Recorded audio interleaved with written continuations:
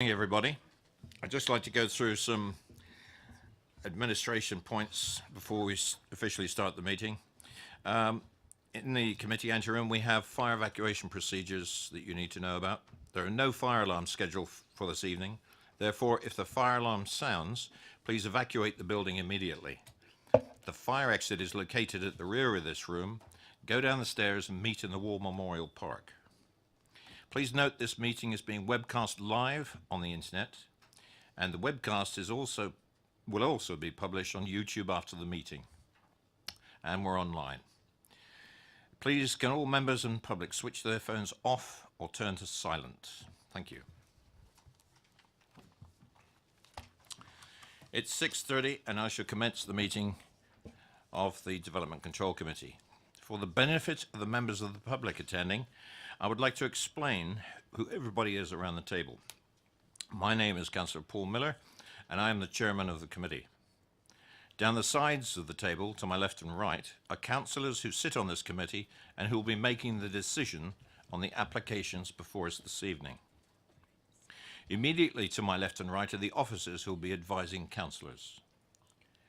In addition, I'd like to explain that the Development Control Committee is a regulatory committee and not a political meeting. The committee will be examining the evidence brought before us tonight and will make decisions based on planning reasons.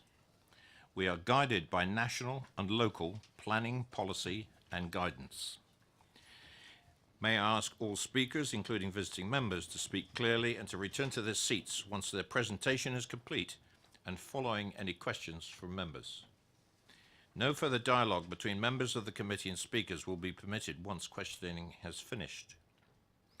May I ask all committee members to avoid repetition and to keep any comments at each planning item to a maximum of 4 minutes.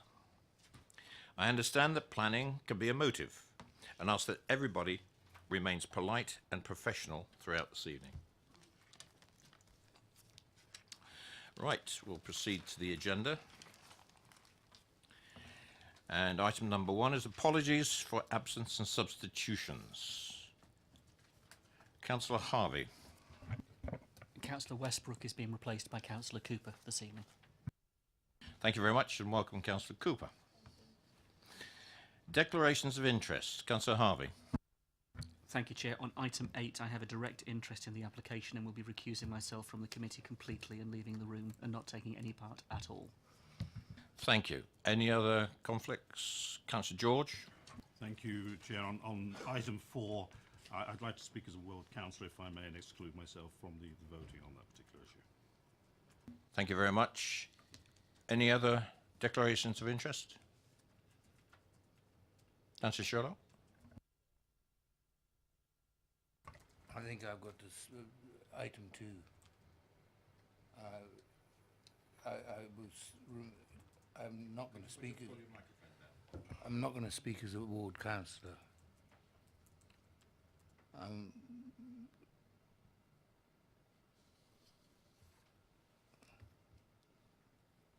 Are you saying item number 2, you're not speaking as a ward councillor? Yeah.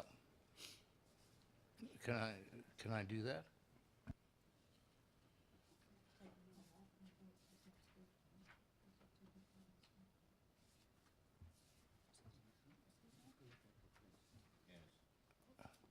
Could you switch your microphone?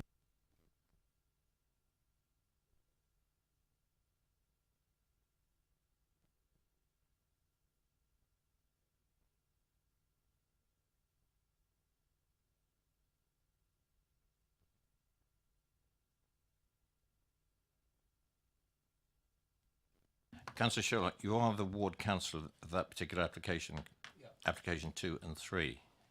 Yes. And I think because of what we discussed before the meeting, you had expressed an opinion of which way you would, at the previous development control meeting, you expressed, if you like, what you would have voted on if we had gone to anything other than a deferral. Well, there's no speaking, but in this particular case, it's predetermination. Right. So if you speak of anything, you won't be allowed to vote.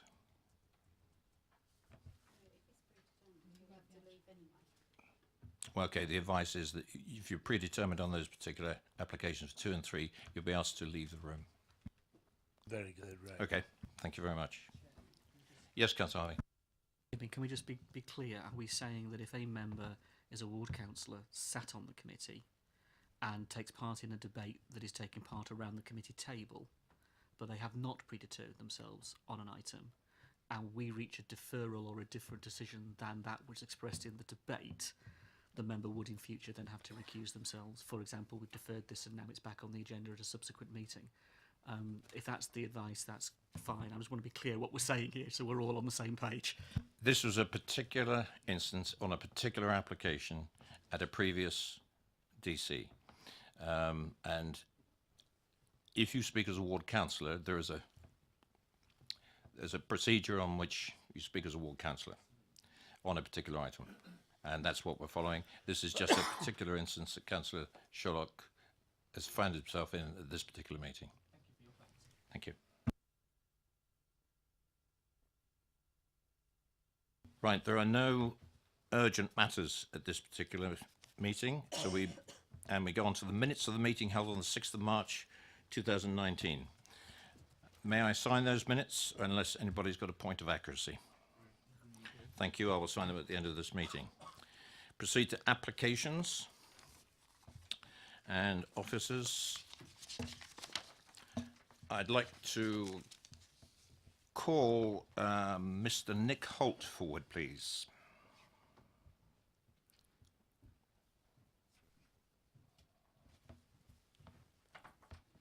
If you'd like to sit at the end there, Mr. Holt, thank you. And if you'd just like to sit tight while the officers introduce the application. Thank you, Chairman. The first item before you this evening is at Sherfield School, Sherfield on Loddon. The application before you is for the erection of a new 2-storey science block and a part 2 3-storey performing arts block, which are to be interlinked at the first floor level by a glazed corridor, together with the erection of a single-storey dining hall extension, as well as other ancillary works relating to those developments such as landscaping. Before you go any further, I'll just draw your attention to the update paper. Members visited the site last week and there's a very small summary of your visit laid out. I'd also draw your attention to the adoption of the Heritage SPD last week, which is now relevant. And there's an updated comment with regards to EIA. The application before you is recommended for permission, subject to conditions and informatives as set out within the report. Thank you. Mr. Holt, you've got a button on the bottom of that microphone, and you have 4 minutes. Don't worry, we do the timing. Thank you. Thank you very much for your time this evening. Just like to make a few comments. I'm aware of some of the comments that have been made in relation to the application. This is an important investment that we wish to try and make in the school. We are investors in this school. We put a lot of money, effort into it. We have looked to adopt a clear and coherent strategy to provide new and improved education facilities and infrastructure in line with requirements of national and local planning policy. But also the proposed additions are looking to adopt to a changing education market and demand and requirements for us to deliver education for other children that we educate. Science is not taught in the same way as when these original blocks were developed, and performing arts is now an A-level subject that you can take, which was not previously envisaged. So what we're looking to do here is to bring our facilities up to the needs that are able to deliver a high-quality education. The school, unfortunately, doesn't live in an ideal world where all the most recent now planned projects, boarding houses, all-weather pitches, and now proposed science and performing arts blocks are able to be funded and developed at the same time. Needs and funding change. It's a gradual and evolving process, and we're no different to any other school or schools group in that respect. We're proposing to significantly upgrade the quality of the existing facilities for the benefit of our children.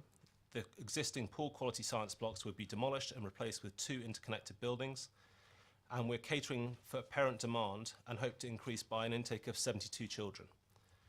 Noting the comments regarding potential increased traffic, there have been 4 recorded accidents on the A30 in the vicinity of the school over the past 5 years, 2 serious, 2 slight, but none since January 2016. That's from Hampshire County Council's traffic web data. Our traffic modelling shows only a few vehicles queuing at peak period, and we don't think the increased numbers would significantly change this. Just in relation to a few other areas, the application has been reviewed by the Council's Heritage Officer, who has raised no objection. The application proposal would demolish a little over 600 square metres of poor quality school accommodation and somewhat dated, as I'm sure you might agree. And although a larger footprint is proposed, the new buildings would be configured on broadly the same footprint and subservient in scale to the main listed house. It was suggested that we might consider changing the access and egress arrangements to the school. We don't think this is necessary, but are willing to keep all options open as part of our annual travel plan review. I think that's all I've got to say, if that's all right. That's Under my fine. time. Oh, you're fine for time. No problem. Could you switch your microphone off, please? Members, do you have any questions for the applicant? Councillor Robinson. Thank you, Chair. Could you just talk us through the numbers at the school, how many boarders you've got, how many day pupils you've got, and of the day pupils, how many are brought in on minibuses, how many are brought in private cars, and if any, how many come in on foot? Thank you. Councillor, would it be possible to actually bring the head teacher in to answer these questions of detail, if that's possible?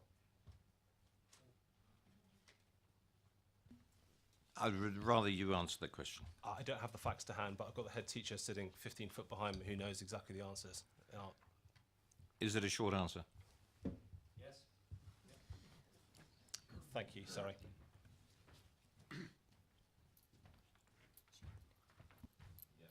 If there were potential questions, Okay. would yeah. be no problem with you joining him, actually. All right. Sorry. Okay. No, we didn't know the form. No, it's all right. No problem. That's fine. Okay. So there are 44 full-time boarders in the school at present. There is capacity in the boarding house for about 90, 95 potentially, depending on the room configuration. Day students, with including nursery students who have half days, you're talking about a full-time equivalent of about 345. 395 on roll, but some of those students in the nursery come for the morning or the afternoons. They have different pickup points. So the full-time equivalent is about 345 at the moment. The school has never been over 454 in terms of size. And the boarding house, 44 full-time boarders. There are some day students that board from time to time called flexi boarding. So they might do 2 or 3 days here and there within the boarding house. But yeah, and I'm not sure what else was there in the question as well. You say you've got 454 pupils, or the school has never been over 454 pupils, yet the report says you're increasing the capacity to approximately 700. That's a massive increase. Why are you increasing it so much if you're nowhere near that capacity at the moment? So if you look at the existing plans for the school and you looked at the configuration in terms of capacity, then it will be around over 600 students for capacity on a capacity survey. We don't use all those rooms and all those facilities. So actually, we are not planning to increase to 700 students. That is the capacity that's there. What we're looking to provide is a quality education to the students that are in the school at the moment and increase that capacity in a manageable way, which would be a small increase of up to 70 students is what we're talking about. So you wouldn't envisage that would anywhere, reach 700 students. But at the moment, that school has the capacity for 600 students or 600 plus students.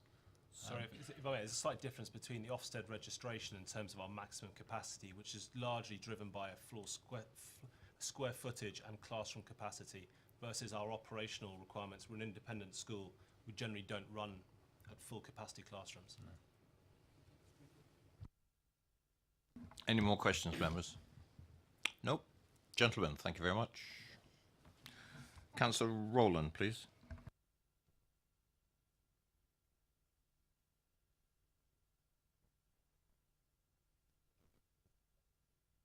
Good evening, Councillor, and you have 4 minutes. Good evening, Chair and Councillors. First of all, I would like to say that my children actually attended this school from when it first opened up until the first year of sixth form, so I am aware of the school and I understand the buildings and the configuration. Sherfield School over time has implemented a number of different development schemes within the grounds of Grade 2 listed buildings. and I am concerned as to the implications of the cumulative effects of the various planning applications that have been submitted and not considered holistically. As reported within the Basingstoke Gazette and in the officer's report, the proposed development would enable the capacity of the school to increase to approximately 700, and as we've just heard, that the capacity is around about 454. Hampshire Highways has concluded that replacement and additional facilities at the site can accommodate the associated vehicle movements from increased pupil numbers by approximately 72 and staff by approximately 10.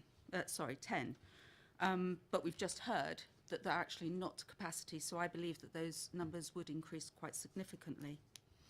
In reality, the number of vehicle movements is significant in terms of near misses and accidents at the entrance and exit of the school and creating tailbacks on the A33 during drop-off and pick-up times. Hampshire County Council have undertaken fulling work opposite the school entrance to implement a road widening scheme for green lighting the A33. This is in direct contradiction from the comments on on-site access in the officer's report, so I believe policy C9 applies in terms of generating significant amounts of movements. With regard to policies EM11 and EM1, the proposed development will have an impact on the overall site, given the listed nature of some of the buildings within it, and with the clearing of hedgerows along the boundary with the A33, has created ongoing light pollution from previous developments. This application also seems to be in conflict with policy D1, G1, T3, E1 in the Sherfield on Loddon neighbourhood plan, and also I do not see any provision for CF2 in this application. I've also noted a comment on the trees report that also it is recommended that permitted development rights are withdrawn in order to give confidence that the granting of planning consent would not automatically lead to the erosion of the site in terms of its amenity, the wider public amenity, tree health and the continuation of tree cover at this site. If the committee is minded to approve, I would request conditions that are applied on cumulative light pollution, the replanting schemes, access requirements and the removal of permitted development rights. Thank you. Thank you, Councillor. Members, any questions to the Ward Councillor? Councillor Goodison. Thank you, Chair. Is it not correct to say that the previous speakers indicated that the current capacity, although the numbers there at the moment did not reach that figure, were the current capacity was 600? Councillor, you can't ask a question like that. Just ask the question directly, please. Okay. Ask the question, but phrase it differently, please.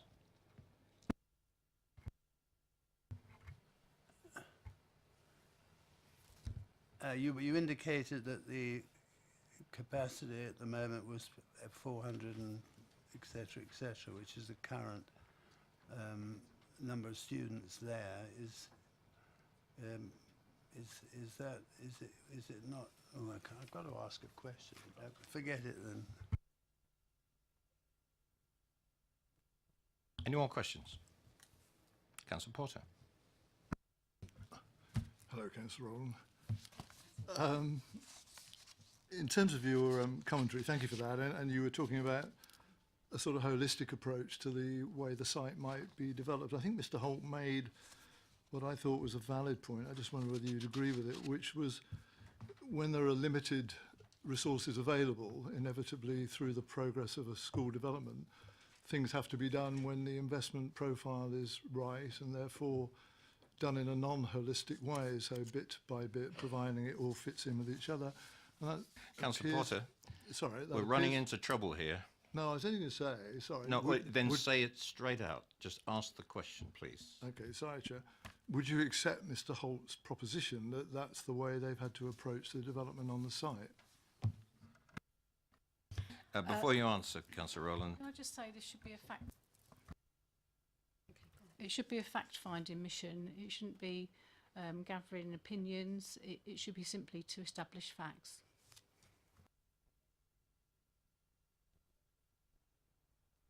Please do so, Councillor. Well, I think Mr. Holt stated as a fact they have done it, the development on the site, in the way they have because of the limited resources that are available year by year. Would you accept that? Councillor Potter, we've been given formal legal advice way before this meeting, and that is not fact-finding. And this is why the legal representative here has pointed this out. I'm sorry. Debbie, could you can you make it a bit more explicit? You would have received an email from Anne Greaves, the Legal Services Manager, who said that it has to be regarding gaining all information and issues of clarification. They should be questions of fact. It's not appropriate to challenge the opinion of the public speaker or try to change their opinion.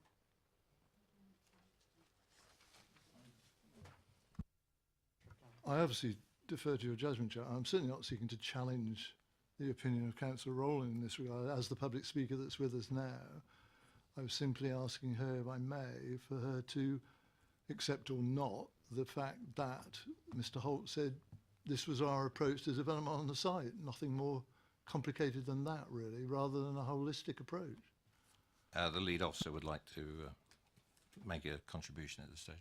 Thank you, Chair. And just referring back to the email that you've all been circulated by the monitoring officer, it clearly says avoid asking questions such as "it's right, isn't it?" or "would you agree with me that?" which I think was the phrase that you used, Councillor Potter. So I think it's those sort of seeking opinion type questions that should be avoided. Well, again, I understand the premise and, you know, the leading question bit, and that's probably my style, I guess, really. But sufficient to say, really, I'm asking one way or the other whether Councillor Rowland agrees over the years it's been done on a year-by-year basis relating to the resources available to the school. That's the question, isn't it? A school which he knows well, obviously. Again, it's seeking opinion and not fact. I don't want to dwell on this too much, but it's we've been advised. This is a protocol that has to be applied within the planning committee. We've all been advised of it, and it's up to us to try and stick within that protocol. And that's why I've had to intercede in the various ways these questions have been asked. Thank you very much. Any more questions for the ward councillor? I think we're all in a learning curve here. Thank you very much, Councillor Rowland. Questions to officers?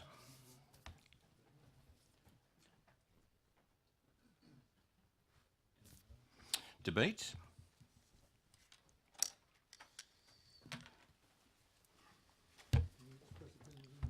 Of course you can. But you're not seeking it from a public speaker. This is the whole... I'm sorry, yeah. Right. But no, is debate. Do we want to talk about this? Councillor Robinson? Thank you, Chair. In terms of the actual physical buildings, I don't see an issue with them. They are largely out of sight. The problem I've got with this is on page 48 is the proposed development would enable the capacity of the school to increase from 628 to 700 pupils. And we're being told that the school is running at somewhere around has never exceeded 454. Why on earth does anybody want to increase to 700 pupils if their capacity at the moment has never exceeded 454 and they don't have any intention of exceeding that? That's my only issue with this. As I say, in terms of the buildings, the actual physical buildings on site, they're out of sight. They're screened, they're round the back. I don't have an issue, but this increase or possible increase in pupils and the resultant increase in traffic, I know that road well, as you all know. That is my issue. Thank you. Any other? Councillor Potter? In a way, supporting what Councillor Robinson's saying in terms of the buildings that are proposed and their design, notwithstanding the fact they're mostly out of view, obviously, from the main views of the building. I find no objection in them. In fact, I find the design of what's proposed very attractive and commensurate with the building that is there already. So no issue whether you can see it or not, quite frankly. And I don't think it's a footprint that should disturb us. This is a 76-acre site, I think, and it was substantial as a site, and the facilities are very impressive and will be more impressive with these proposals. Again, I don't have quite the reservations about the potential capacity of the school longer term anyway, but what I think would have to happen, and again I heard Mr Holt say it, I think really, and the head teacher would confirm it, is in terms of the annual travel plan review, that would have to be just that, I think, and relevant and commensurate to the capacity of the school. I mean, I'm no traffic expert, I'm not an expert in anything thinking about it, but the way that that could be done, obviously, is to change the exit and access points to the school, I guess, completely. And I think the main concern is obviously on the main A33, where the highways officers thus far have said there is no issue, or potentially in the future if there is. It seems to me there is a way around that to avoid a right turning into the school or a right turning out of the school, and that would be to make use of the roundabouts that are most adjacent to where this development is, and that would be fairly easily instructed, I think, by the highway authority. But I think that's for the future. If this school grows and if the traffic capacity does increase in that way, then I think that's the sort of thing that would have to be done. But judging it on the merit of what we have before us this evening, I see little wrong with this proposal, quite frankly. And I'm happy with the recommendations that are made by the officers in the report, and I'd be happy to support the application. Thank you for that. And I've got two more speakers, but I'll take that as a proposal. Councillor Bound. Yeah, thank you, Chair. I'm just thinking back to my distant past when I was in education, and my memory is that schools' capacity in terms of children is based upon the floor space. The increase in the floor space, which is being proposed, allows them, I think, to go up to that number, but I think it was indicated by the speakers that they had no intention of doing that. I can't see why they would want to, because it would severely, in my opinion, affect the standard of education that was being offered. I just wanted to point that out, Chair. Yeah. Yes, thank you very much. Appreciate your professional experience. Councillor Harvey. So my understanding is that if we say Ofsted say there's a capacity of 600, that is one model. Their model is different. They have never had beyond 5454 in terms of pupil numbers on site. They currently have 395 if you take the part-time element into account. Any increase of 70 as described is nowhere near the 600. It would be close to the 454, but that is all that is being said. And the model is different in terms of classroom sizes, teacher to pupil ratios, and in the context of that, I think the 600 figure is a red herring in terms of this. What we're actually looking at is saying their model of education is this, their proposal for expansion caters for the students' requirements in the market, therefore the 70 figure should only be read in the conjunction to their current numbers, not whatever might be projected by Ofsted, which is irrelevant to the conversation really. On that basis, is the proposal in front of us overly beyond what the site can cope with? No, clearly not. Is it detrimental to the site? I don't think it is. Will it improve the education of those students who attend this particular school? No doubt that it will. Therefore, there is community benefit. Could we argue there is harm from this? The only harm could be transport and highways issues. And if Hampshire Highways are saying that those issues have been, are within reason, we're going to have trouble making a recommendation for refusal on those grounds. And we've tried that in the past time and time again. So on the basis of that, if members were minded to refuse this, where do we find the refusal that are going to stand up to scrutiny? And if we're minded to approve it, then we should take into account the conditions that have been asked for and the other informatives that colleagues have genuinely asked for. And if officers can work them into their recommendation, that might be most helpful, particularly just in terms of going forward. It is going to be incremental, such as the nature of school development, so it's going to happen like that.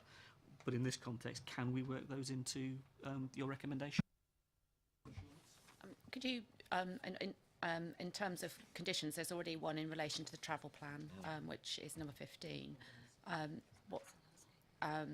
So I think reference was made to removal of permitted development rights, but I think that we feel that's not necessary. If you, what other informatives would you like to include? On the basis of your answer, I think the ward councillors have had their answer as well in terms of where we've got on this. I don't think there are then, is there? I'll happily second approval if that's been moved. Any more speakers? It's been properly moved and seconded for approval. All those in favour?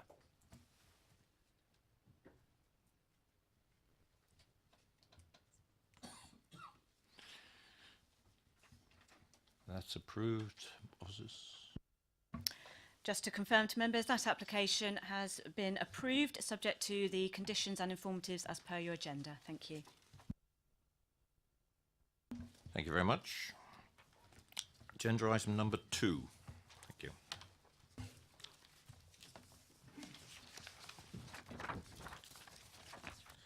And there's no public speaking on this. I'd like the officers to introduce this. By the way, just to mention, I'm taking item 2 and item 3 separately because they're covered by different portions of legislation. They can be viewed independently. Thank you. This application has come back to committee following deferral at the February committee. It's an application. Full planning permission is sought for enabling development for the repair and conservation of the listed agricultural barn for agricultural and ancillary residential storage use, the conversion and extension of locally listed barn to form one 4-bedroom dwelling, and the demolition and part demolition of farm buildings, lean-to extension and single-storey extension. Outline permission is sought for the erection of 3 numbered dwellings between the farmyard and 1 and 2 Fremantle Farm cottages, 1 dwelling on land to the east of the junction of Ash Lane and the existing access to Fremantle Farm. There is an update. There was a viewing panel to site 3 because the original viewing in February, it was very foggy, so there was a further site visit. Planning policy, the heritage supplementary planning document was adopted on the 28th of March and supersedes the historic environment SPGs.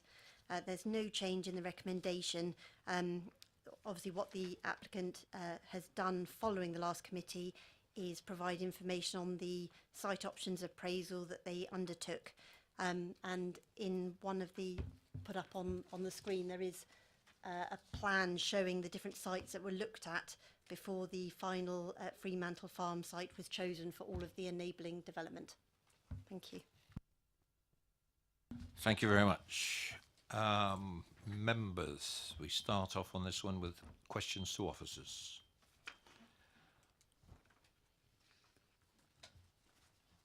Councillor Potter. Can I just be absolutely clear for the record? I mean, the site that is being identified for the individual house, isolated house in the countryside, is no different to what it was on the application that we looked at some time ago and deferred, is it?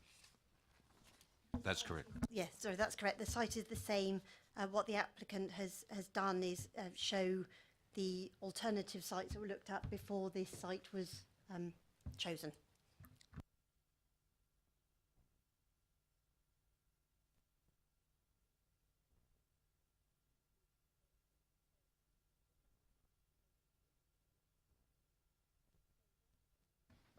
Can I just clarify, those are the sites within Fremantle Farm, the Fremantle Farm estate itself. The previous screen, so that showed the initial site options appraisal. So Fremantle Farm is on the bottom part of the site. The other 3 sites that were initially assessed are further up. So Galley Lane Farm, that's near Headley, Stratton's Farm, which is northeast of Etchinswell, and Scarlett's Farm, which is south of Plastow Green. So the second slide that can be shown, that's all Fremantle Farm itself, and the number 2 on that screen is site 3. It's a little bit confusing, so yeah, that's that. Thank you. Councillor Pott. So really the proposition from the applicants is we've shown some other alternative isolated sites. They're even more isolated than the isolated site we're proposing, so the one we propose must be the best. Is that right? No, well, I don't think that was the sort of appraisal process. What I think this was trying to show is that with the enabling development, they were trying to balance out the number of dwellings required to achieve the amount of financial income to cover the costs of the enabling development of the barn. And the conclusion reached by the applicant that this was the site with the least amount of development required to balance out with the impact on both the AONB and the impact on the listed building itself. So yes, other sites were looked at. An application has come forward for this particular site, and the sort of balancing with enabling development, this was concluded to be one of the acceptable sites put forward. Councillor Bound. The other sites which were considered, what exactly were they considered for? I mean, in terms of the number of dwellings, were the other sites considered it only in terms of That was in the appraisal. what was it? The plot 3 that perhaps last time we didn't entirely agree with. Site 3 was it? Can I just clarify that? So it isn't councillors. It isn't a requirement of you to consider alternative sites and whether this site is better or worse than alternative sites. In effect, you're looking at this application on its merits. What they've done is show you that they have also looked at other sites, and this site was the one that they are putting forward. So whether or not there are other sites which could come forward, that isn't what you're looking at. I understand that, but the other sites, when they were they considered for all the development that would have covered the cost of the barn renovation? So the information that the applicant has provided is more general on the other site. So I don't think that they went into the direct financial balancing in terms of how many dwellings might be required. However, Okay, thanks. Question really. Thank you. Okay. Any more questions for the officers? Councillor George. Thank you. Just looking at this, and I realise this is a summary of the actual document. Could I ask, and I understand this isn't a comparative assessment, but in considering this and the other sites, would this be of a standard which you would expect for a similar sort of survey, for example? You know, I'm thinking if we go into neighbourhood planning or Sheila or things like that, does it cover all of the aspects that we consider?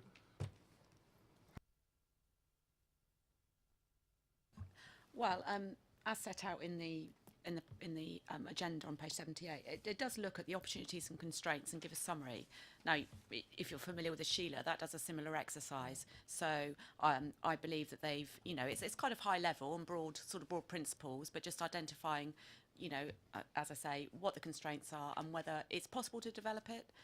Obviously, the Sheila's slightly different here because they're not looking at similar things, but I think the level of information they've provided is of akin to what you would get at that level and sufficient, what we would feel sufficient for this application.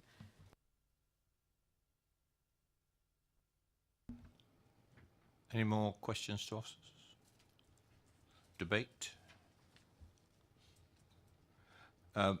Fine, okay, Councillor, but I was going to kick this one off actually, and I'll certainly pop you down as next speaker.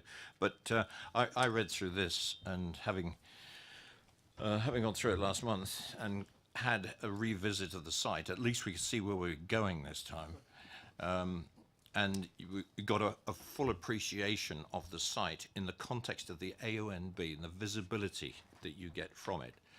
Now, taking aside all the constraints of the AONB for items in the countryside, if anybody built a house there, it's probably one of the most prodigious, you know, a perfect site to have a lovely big house.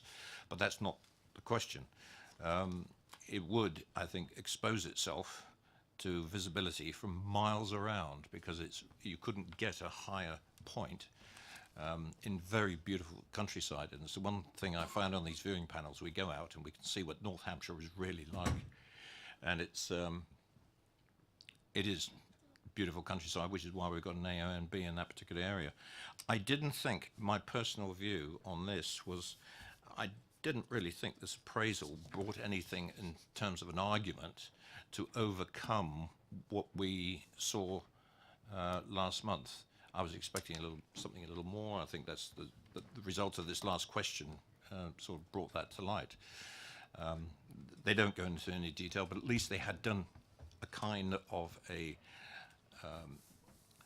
let's knock out these sites. Let's look at some sites. Are they suitable? No, they're not. And these are the constraints, and they've put them down in their proposal to us today.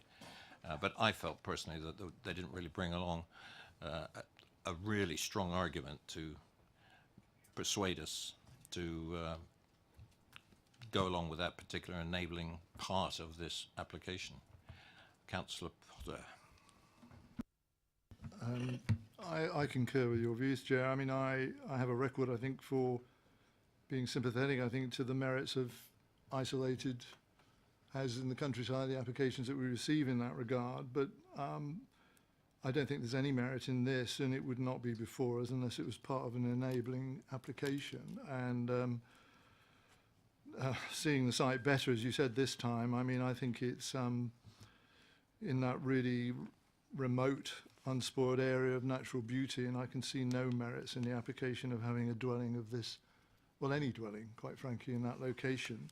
And I know we're back for meaningful vote too, but I concur with what we were last time saying, and I certainly have no sympathy for this application as it's framed currently. So I'm sorry I go against the officer's recommendation in this regard. Any other speakers? Councillor Robertson. Thank you, Chair. As Councillor Potter's already said, we wouldn't be looking at this if it wasn't for the enabling development. And, yep, the enabling development in itself, I fully understand the need for that, but I really, really cannot believe that there isn't a more suitable place to put a house. It's possibly, I think, probably the worst place they could put it. It's not put there to enable the development, it's put there for somebody to live in, to enjoy a fantastic view, or it's put there for somebody to make a lot of money out of selling it. So I put this, we should refuse this. I recommend refusal. Thank you. Yeah, we need some reasons for this. Detrimental effect on the countryside. Okay, basically, if we're talking about this as a building in the countryside, it says S6. Yep.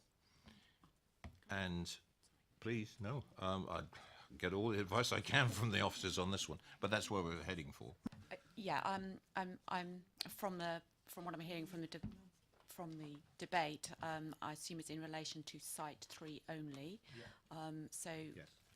You need to be clear in your own minds that if you are refusing, it's the unacceptability of Site 3 outweighs all of the benefits of the enabling development that you're getting. Just to make that clear. So is it? Yeah. So if you could be precise exactly what you mean, what is harmful about Site 3? And could I suggest that it's in the setting, the isolated setting, and it's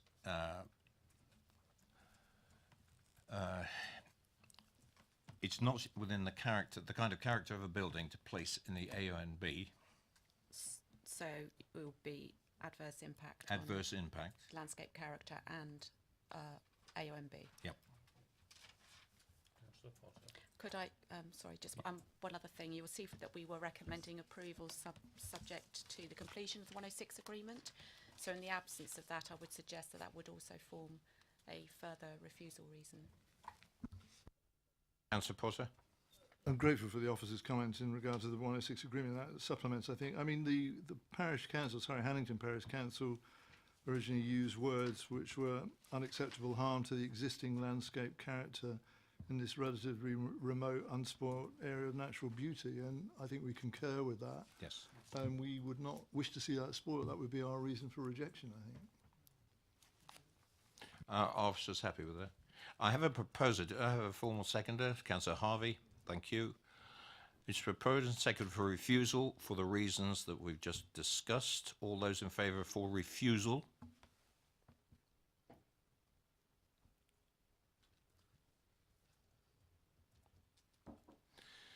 Thank you. And against? You have one abstention. Thank you. Officers? Thank you, sir. That item is duly refused for the reasons set out previously. We will obviously get that written up following committee. Thank you very much. Now we're going to move on to item number 3. This is, well, I'll let the officers introduce this one. This is covered under different legislation, and we can take this in isolation, and the officers will explain this. Thank you. So this application is again at Fremantle Farm. It's for the repair and conservation of the listed agricultural barn for agricultural and ancillary residential storage use, and also involves the conversion and extension of the locally listed barn, demolition and part demolition of farm buildings, lean-to extension and single-storey extension. Again, this application was heard at February committee, and it was deferred in association with the application you've just considered previously. Again, the applicant provided the site options appraisal, but that was to support the planning application. So what you're considering this evening is the proposal for the repairs to the listed barn and the other works proposed. It's recommended that the application be approved for the reasons set out in Appendix A and Appendix B of the update paper. Thank you. Thank you very much. Questions to officers? No questions. I'm going to move this to debate, and I'm going to kick this off. As probably most of the councillors are aware, I'm very involved in the heritage organisation in this borough. I'm the heritage champion from the members' side. And when I looked at these buildings, I was not aware, previous to the involvement in the planning applications, of the kind of state they were in. They have, the farm has got support from Heritage England, I think it's Heritage England, to do one of the other barns and make sure the roof was completed. But the applicant is very aware that work needs to be done to preserve the existing listed barn. And I commend the application, because there's obviously a strong willingness for the applicant to go ahead and maintain the listed building, because they go back a long way. And I fully support this application. As I said, it's completely separate to what we've been discussing before. And it's, by the way, it's that end building on the left-hand side of that photograph. It goes crossways across the courtyard of the farm. And I would like to see this proceed, because at least the applicant then has a signal from the council that we support the maintenance and the continued use of some of these heritage buildings. Once a heritage building falls into disrepair and collapses, we never get it back again. And everything that we can do to encourage these buildings to be maintained, I think, is one of the objectives we have as a council. And it's surprising that I've discovered how many heritage assets we have within the borough. And from that point of view, I would certainly propose, I can propose it from the chair, but I would propose this on the officer's recommendation, this particular application for Fremantle Farm. But I'm happy to listen to any contributions.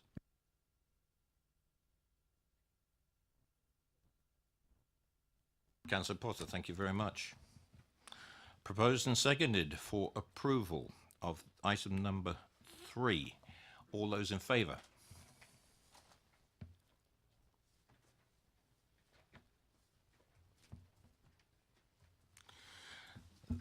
That's approved, officers. Thank you. This is confirmed the application has been approved subject to the conditions listed at the end of the main agenda report. Thank you very much, Lucy. Move on to item number 4.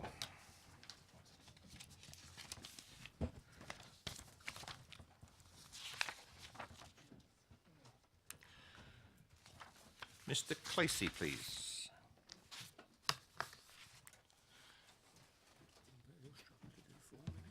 Sorry?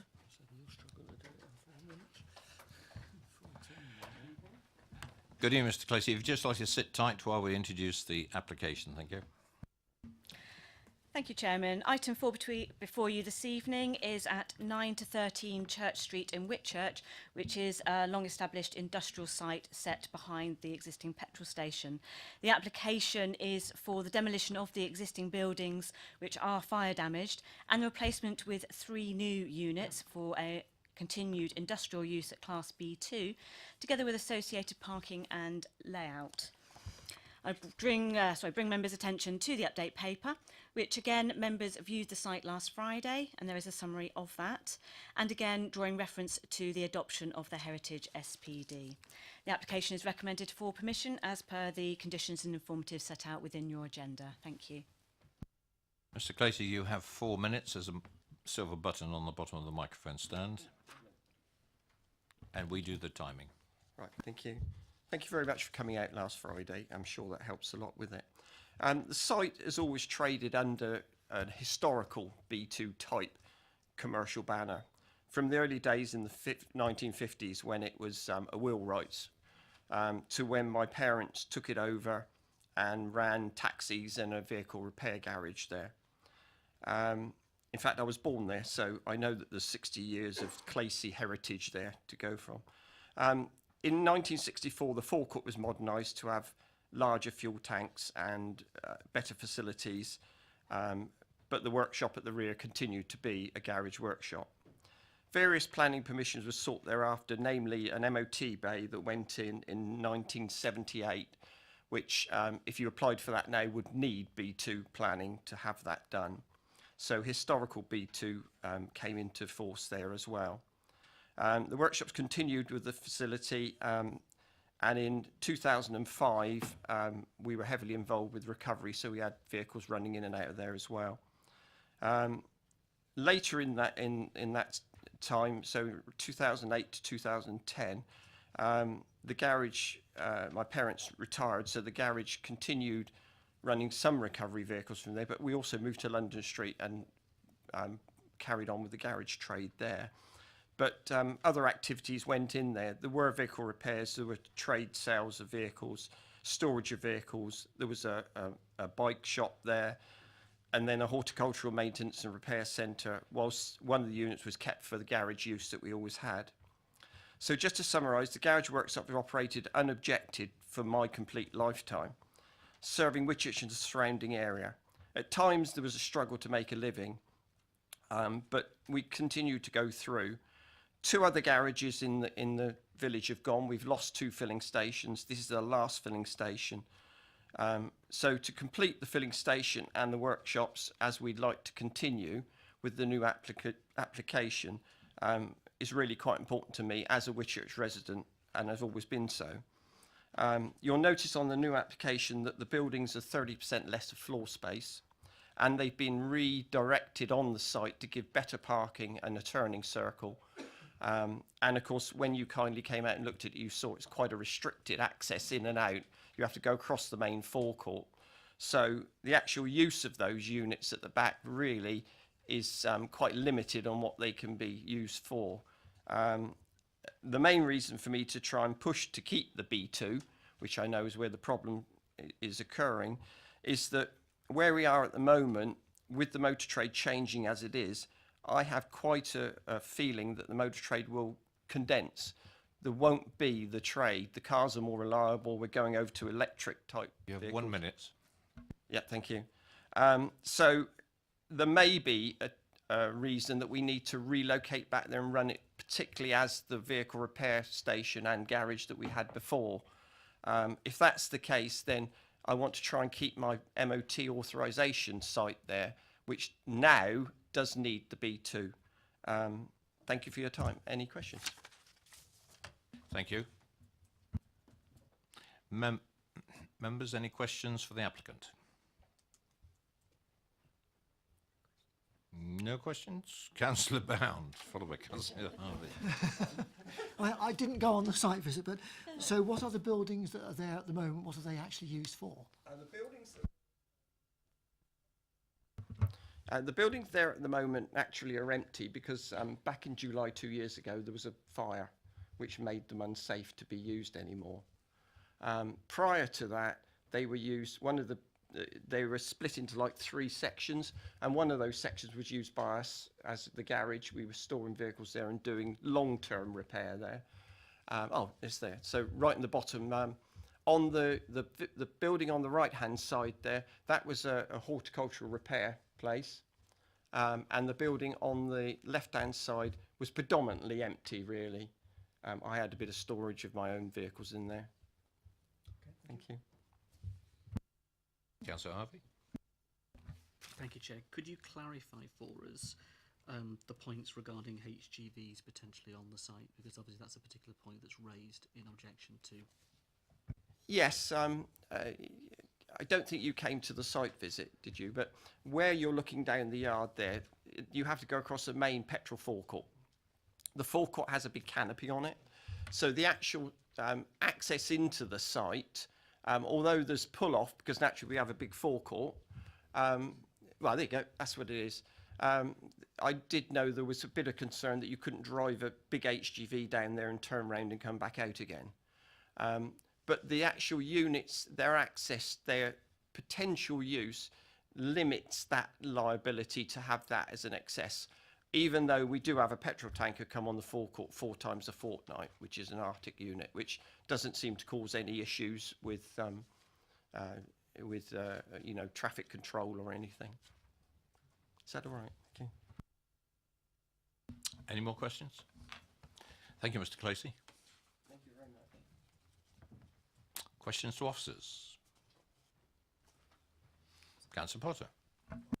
Sorry, Chair, I just want to be absolutely clear, sorry, there's some equivocation, I think, really about the B2. Sorry, have you gone straight to officers rather than? Yes, rather than the ward councillor. I do beg your pardon, Councillor Potter. That was me. I was too keen. Councillor George.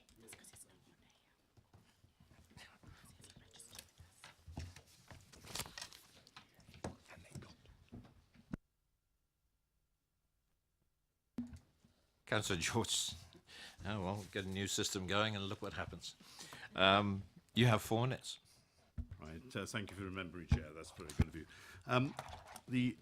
Basically, I think the reason for bringing this before the committee tonight actually is on the grounds of the objections from the town council and the nervousness about having this B2 industry right in the centre of the town, and obviously the associated potential lorry movements and what have you. It's very interesting from the officer's report also, it's very clear that this particular development does not conform to at least 3 of the neighbourhood planning policies. That's the design statement GD1, a particular policy which tries to protect the town centre from HGV movements, and also we have a policy which basically tries to protect housing by not allowing juxtaposition of B2 industry to housing development. So it doesn't conform to any of those. Also, I noticed from the conservation area, you know, the statements say the conservation area, the impact is outweighed by public development. So there's a lot of judgment in this particular officer's report, I noticed. I'd also like to put this in context of the neighbourhood plan, just to give a bit of context here.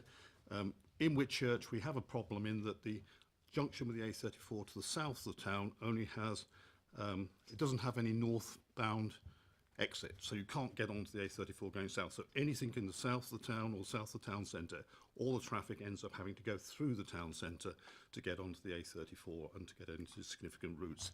So this particular development is very close to the town centre, it's slightly to the south, and any HGV movements here, if it's going onto the A34, will have to go through the town centre. Hence, we have policy. We do have B2 industry in the town. The Arglen estate is a big one. And I've just literally gone through a number of things there where we've had to, this is B2 industry, and this is the problem. We're giving this really permission for B2. We're actually having to erect a 7-metre high acoustic fence between B2 industry on the Arglen estate and some housing developments going on there, hence the particular policy we have to try and prevent juxtaposition. Now, we fully understand, and Mr. Clacy is a very well-respected member of the town. He's done a lot for the town and what have you, and it's very important he continues his business. It's very unfortunate here that he needs B2 to come on for his MOTs on this particular industry, but the trouble is we can't judge the future and what's going to happen on this site in the future, and the town is a little bit worried, I think, about the B2 classification and the potential traffic generation impact on the centre. Thank you. I'll leave it at that.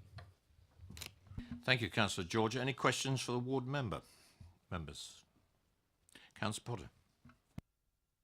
Councillor George, does the neighbourhood plan make any distinction between where there is already an existing B2 light industrial development within the town centre, recognising that within the context of the neighbourhood plan, as against obviously avoiding where you could any new application for B2 within that setting? Does it make a recognition that those premises already exist within the setting of the town centre?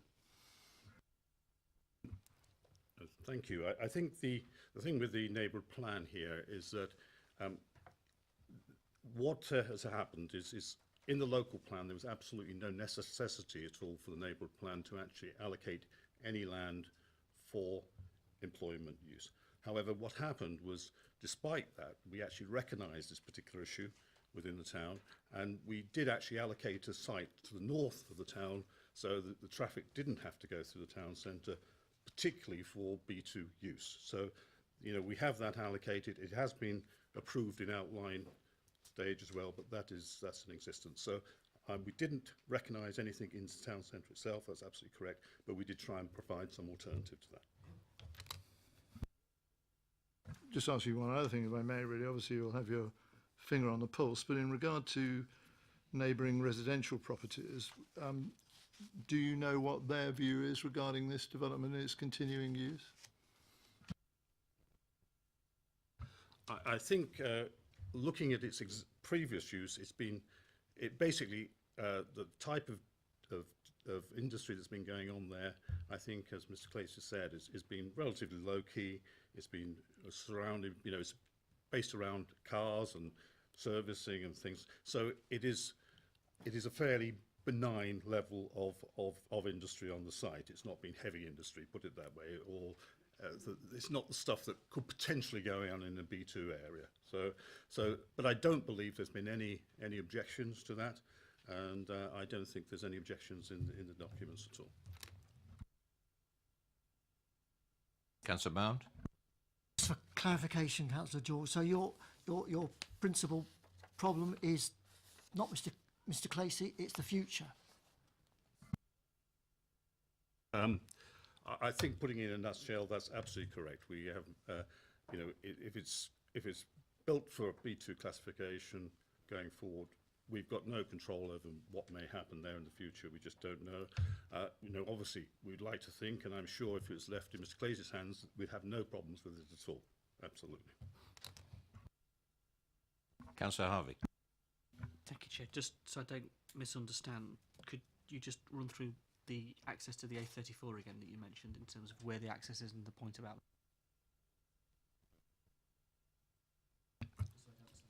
Sorry, yes, Councillor Harvey. We have two junctions to Whitchurch off of the A34. One to the north, which has both the north and southbound exit and entry, so you can go both ways. So fundamentally, if you went to the north, you can go north or south. To the south, you can only go south or come off going north. There's no way of actually getting back onto the A34 to go the other direction. So anything in the south of the town has got no option but to end up going through the town. Yeah. Any more questions, members? Debate? Oh, sorry. Thank you very much, Councillor George. It's questions to officers. I'm going to kick off because I think we need from the officers a quick, very short summation of what B2 actually means. So we can look, because I think we've heard from the applicant and a few of the comments coming from the ward member about what goes on the site, what has historically gone on the site, and what the site is intended to do in the immediate future, according to the applicant. But the definition of B2 might well help us here. Officers? Okay, well, if I just start with the background to the site, the history, which is set out on page 160 of your agenda. As has been explained to you, this is a long-standing site which is believed to have a B2 use. Now, the B2 is a general industrial use. Now, you're looking, as say, the car repairs which have historically occurred at this site as such a use. So when you're looking at Class B, you're looking at Class B1 tends to be like your offices, your sort of low-key, the smaller activities. Class B tends to be that bit more sort of in general industrial use, accepting that, yes, you could have a little bit more noise generated by the activities taking place. But again, equally, this is a long-standing site. It doesn't have any restrictions upon it.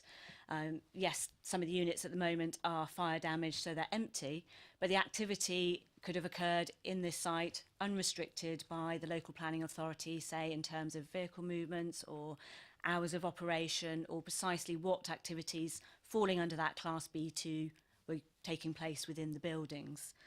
I mean, as I said, I'll just reiterate, this is a long-standing site. It's believed to be an extant B2 use, although it doesn't benefit from a specific planning permission, a document stating it is Class B2, because as we understand it, the site was commenced in the 1940s, obviously predating the planning process. So it is a long-standing site, it is within the town centre, it's one that's obviously grown, evolved, and obviously is looking to continue that B2 use going forward, but of course in improved premises, improved condition, obviously to an improved standard.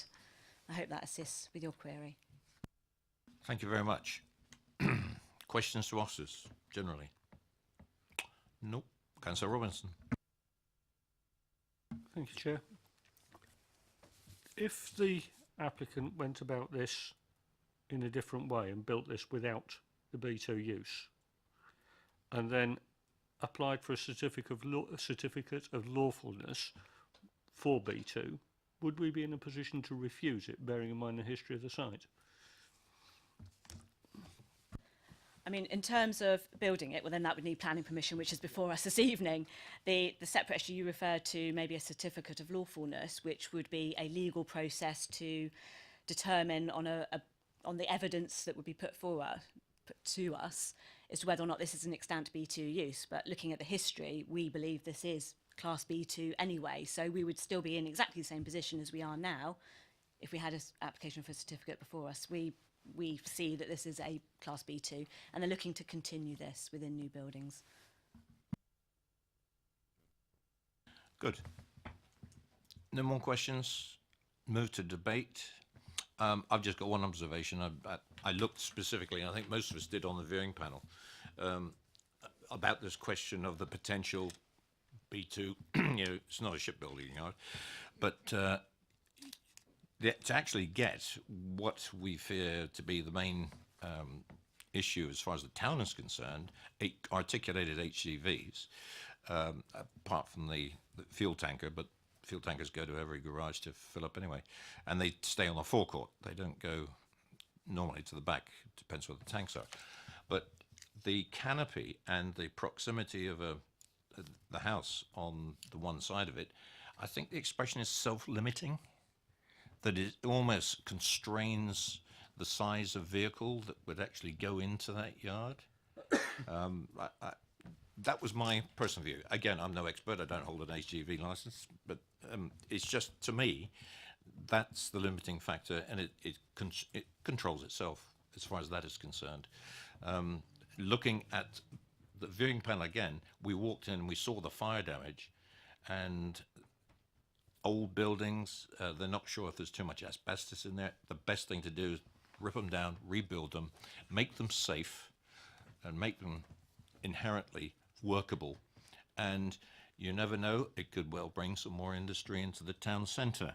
And I think we could all encourage that in any of our smaller towns and villages around the borough. Councillor Leeks. It was only to move the recommendation for approval, Chairman. Thank you. Councillor Harvey. I'll second that, Chair. And just looking at the history here, we have 1978 an MOT testing bay was permitted given planning approval. We have historic use on site that cannot be ignored. The Class B2 is general industrial, therein it is a catch-all. Trying to limit within that isn't within our gift, we can't do that. Limiting HGV movements in other ways is eminently possible through our colleagues at the County Council. And there is an avenue that both the Town Council and councillors can go down if they choose to. From my understanding and my appreciation of Whitchurch Town Centre, I would say there are other HGV issues that are far more pressing necessarily than this one that yet doesn't exist. I think there are existing HGV issues that affect the community in a different way that should be addressed. In the context of this one, I think it would be impossible for a condition of any kind to be constructed that could limit the site, but at the same time the site itself limits the site. Therein, I don't see any rejection grounds that could stand up to scrutiny at all. Thank you. Good contribution. It's been properly moved and seconded for approval. All those in favour?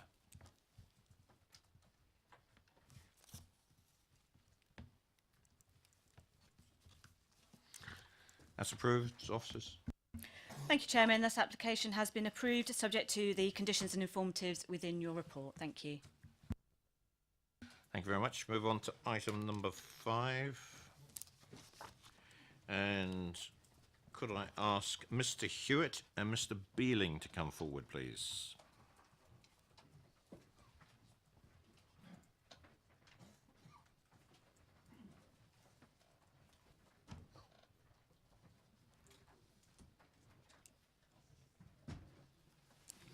Good evening, councillors. Welcome.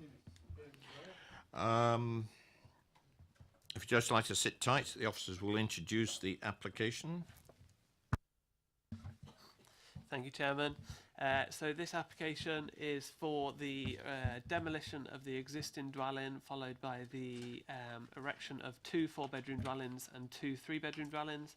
And this is along with associated landscaping, levelling works, and alterations to the highway to widen Pardown. If I just draw your attention to the update on page 6, you can see there that the viewing panel's comments are set out.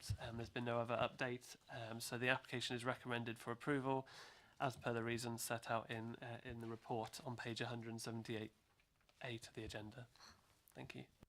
Thank you very much. Gentlemen, you have 4 minutes between you, and it's the silver button on the pad in the front. Thank you very much. Graham Hewitt, Chairman at Oakley Planning. Pardown, as you all saw, is a site that's desperately in need of development and has been for a considerable time. However, it is still vitally important that the dwellings built on the site are appropriate both in design, in number and in size. In 2017 application, which was dismissed at appeal, the inspector highlighted the lack of adherence to the Oakley Village Design Statement and the neighbourhood plan in terms of size and of appearance of dwellings. The numbers required by the local and neighbourhood plans has already been exceeded, and as Basingstoke maintains a 5-year land supply, there is no additional requirement for Oakley and Dean. Thus, fewer dwellings on the site would not create any compliance issues, as well as reducing some of the concerns about parking and other issues raised by neighbours. This new application has slightly reduced the size of 2 of the dwellings, but the similarity of the 4 houses diminishes the concept of diversity and therefore doesn't comply with the character of surrounding development. Pardown is an area of varying styles of property as it has developed over many years, and for virtually identical houses would not fit into the street scene. The height of the roofs need to be reduced, especially as all the properties have roof lights. which would easily lend itself to loft conversions, and the creation of a third storey, which is contrary to the village design statement and to the neighbourhood plan. Should the application be approved, a condition should be in place to ensure that no building above 2 storeys is permitted. It is also pertinent that the plans show a flat street scene, whereas in reality, as you saw on the site, the reality of the site is elevated and the houses will appear higher and much more dominant. There is inadequate parking provision, and Pardown has existing problems with traffic, which will only be whatever the word is, by this development.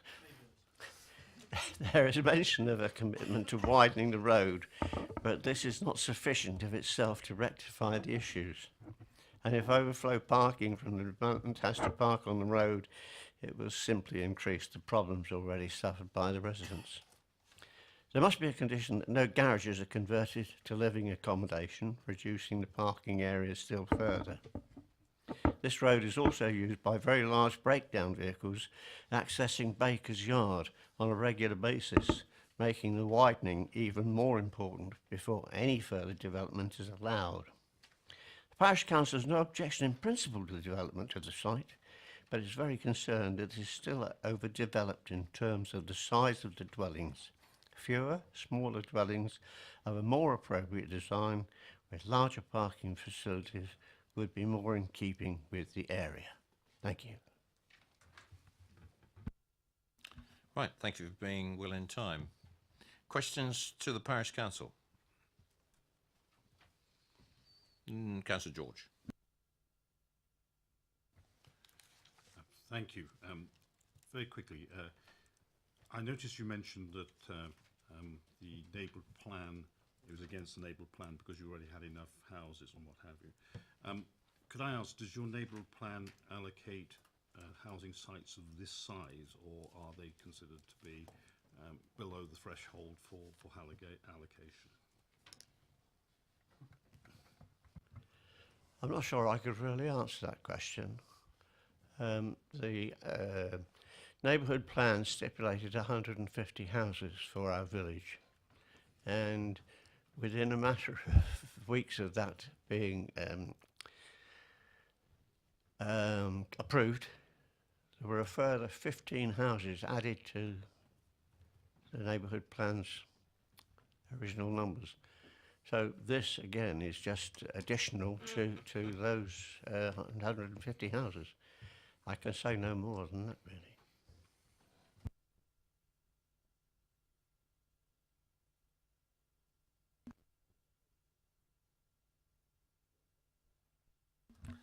Thank you. Could you just clarify something you said at the beginning of your statement? First of all, you said this site desperately needs developing, and then you said there's no requirement for Oakley to take any more houses as you've met your quota. I'm a little bit confused as to what it seems to me. 1 minute you're saying we need this developed, and then we don't want it developed because we've already met our quota. Can you explain to me which side of that fence you're on, please?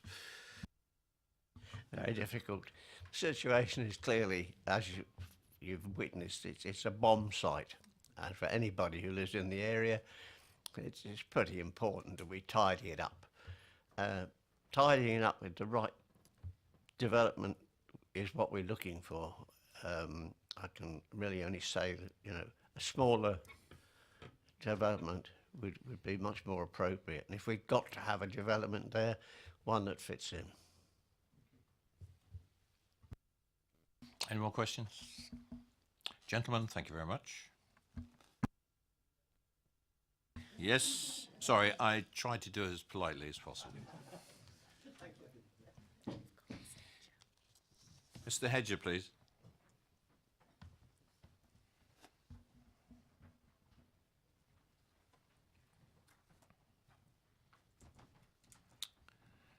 Good evening, Mr. Hedger. You know where the microphone is. You have 4 minutes, sir. Thank you very much, Chairman and members of the committee. My name is Matthew Hedger. I'm the owner of 4 Pardown, which I believe we bought in 2006. So we brought it with a view of creating something that would make a positive contribution to the character and appearance of the area. The site is in desperate need of development, which is recognised by the local parish council. The principle of putting 4 new dwellings on the site was established back in 2008 when we received planning for 4 properties. No objections have been raised when we went to the appeal inspection or to the appeal officer in the last application for 4 houses. So in our eyes, and hopefully yours, it's not overdeveloped. This part of Oakley is characterised by a broad mix of houses that was also made relevant in the inspector's report in terms of their age, appearance, street scene and layout. The diversity style is recognised in the Oakley Village Design Statement and by the previous appeals inspector's report. What we are proposing is a scheme that reinforces this existing identity, that in turn overcomes the concerns expressed by both the previous appeal inspector and the committee members back in 2018. The main changes that we're making are we're altering the process, that the proposal, so that the development does not appear as a large single mass. This has been achieved through setting the houses down on site, as discussed last Friday, where we were removing over 1 metre of soil to place the houses actually lower than local properties. We've staggered the position of the houses to avoid repetition in architectural feel. Both are key points which we addressed and identified by yourselves and by the inspector, and we believe we've addressed those matters. The density of the development resembles what was approved in 2008, i.e. the number of properties per hectare. Whilst this is an increase in what is on site at present, the National Planning Policy Framework encourages the most effective use of land, and local planning authorities to significantly boost the supply of new houses from a government-led number rather than a local-led number. This design is of the highest quality that will be an attractive addition to the street scene. We utilise a palette of materials that draws the fabric of the area. We'll also provide in the following key points for the scheme is that we're actually, after reviewing the neighbourhood plan, we decided to reduce 2 of the 4 beds to 2 3-beds to make them smaller houses. This is actually in favour of the neighbourhood plan. We're looking to widen the highways, which is something that, as a developer, we were not looking to do, but as local residents and the council and the parish suggested this, we took it on board, and we're more than happy to widen the roadway to help everyone locally. We're also keen to demolish the dilapidated house and make best use of the land. No objections have been raised from the council consultees. Approval has, the planning department has recommended this scheme for approval. Do you have just under a minute? Okay, and in conclusion, the site is in the settlement boundary policy for development. In principle, the principle has been set for 4 houses in 2008.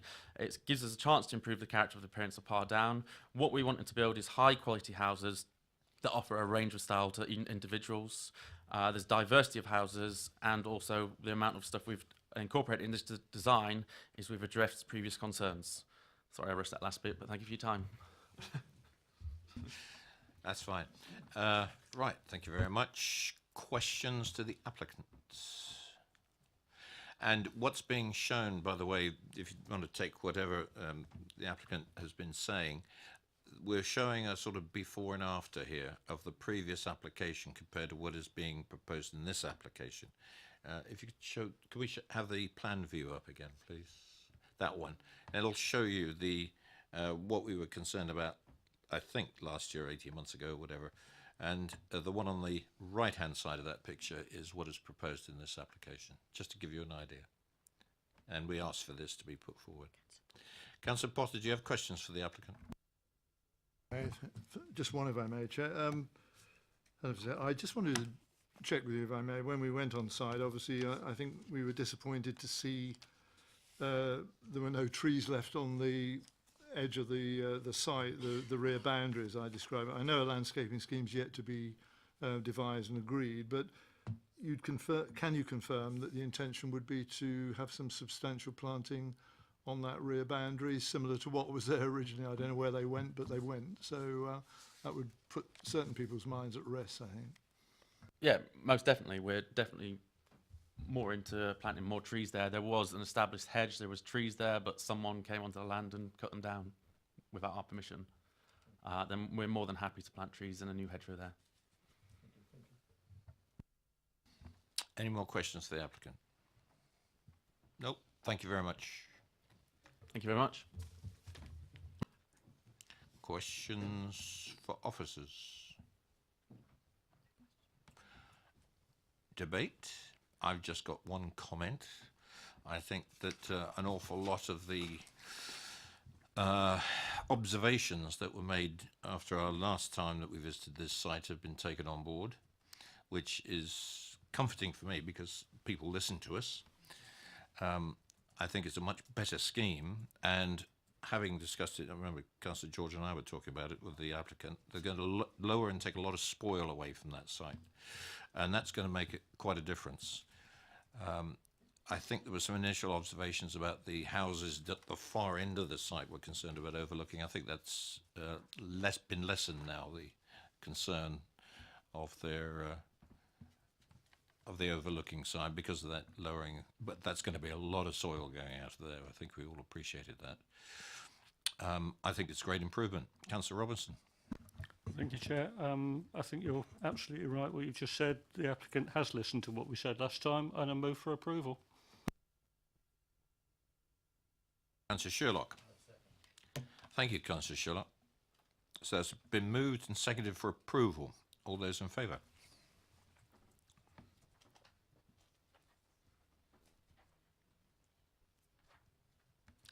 Thank you. That's approved. Officers. Yeah, so that application is approved, subject to the conditions set out on page 198 of the agenda. Thank you. Thank you. Move on to item number 6. And could I ask Mr. Bealing to come back, please? Because we're still in Oakley.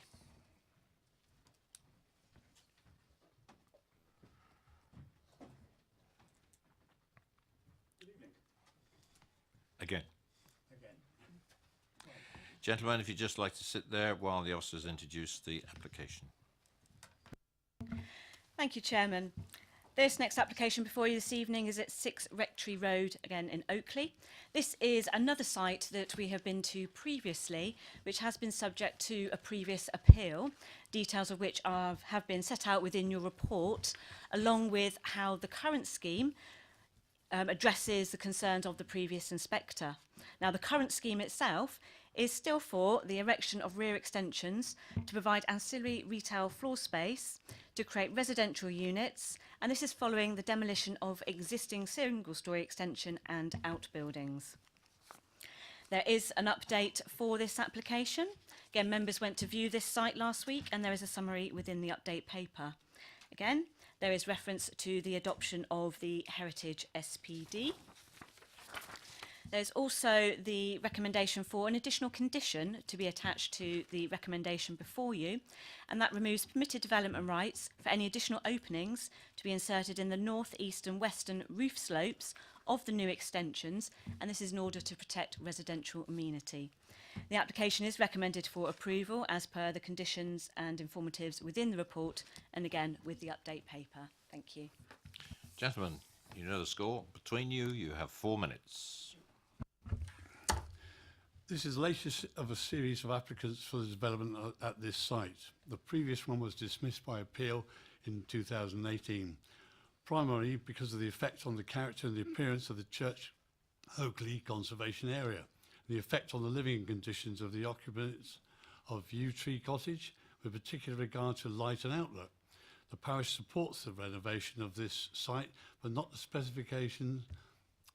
specifics of this application, which do not differ substantially from the previous application, re 16/03829/4. Currently, BDBC has sufficiently land supply, and Oakley and Dean are delivering and exceeding on their planned developments as regards the local plan and neighbourhood plan, and therefore no extra housing development is required. The density of the development is much too great, especially as it is a conservation area. This is almost no outside space, and the upstairs flat would appear to have little natural light. The area outside the retail unit is often very busy, and parking is limited both on the forecourt and the Garrant court, and this will only get worse. there are insufficient spaces for the occupants of the new dwellings to park, and parking on the road is unsafe.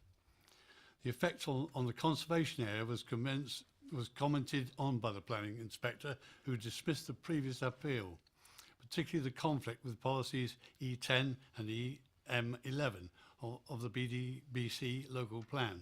The failure of the application to make a positive contribution to local character and distinctiveness was also referred to. This application does not address either of these concerns. The adverse effect on neighbouring Yew Tree Cottage, and in particular the conflict with local plan policy EM10, which seeks to protect the amenity of occupants of neighbouring land and buildings, was noted by the inspector. The Parish Council does not consider that this current application has charged sufficiently to remove that conflict. The inclusion of roof lights in this latest application would create serious overlooking issues to the properties both in Garrett Court and in Rectory Road. Most properties have large gardens are used to enjoyment of these recreational areas without direct overlooking. Although Rectory Road has a variety of housing styles created over many years, this current application does not fit the street scene and is out of place in the conservation area. The Parish Council acknowledges that there needs to be renovation at this site, but this application does not fulfil the requirements. Thank you very much. Very efficient. Members, any questions for the Parish Council? Councillor Potter. Thank you, Chair. I just wondered if I could clarify with the representative of the Parish Council in terms of the excuse me, conformity with the street scene. As we were looking at it, and from what I see from the plans, I can't discern any noticeable differences in terms of the street scene as existing to what is proposed.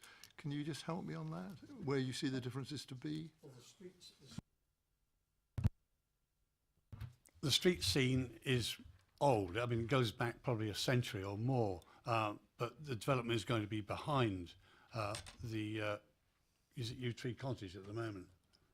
Yeah, and we're concerned about the parking, really. That's one of our major concerns, is traffic flow around that area.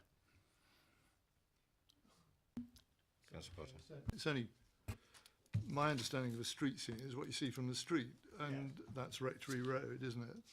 And as far as I can detect, the elevation of the building concerned is unchanged. Is that right? The elevation is unchanged. The original application, I believe, had a flat roof, and we said we'd like to see it pitched, but the roof lights have now become a concern.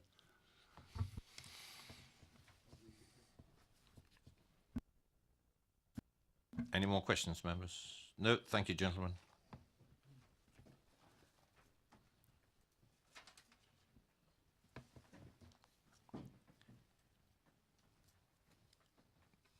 Mr. Clark and Mr. Collins, please.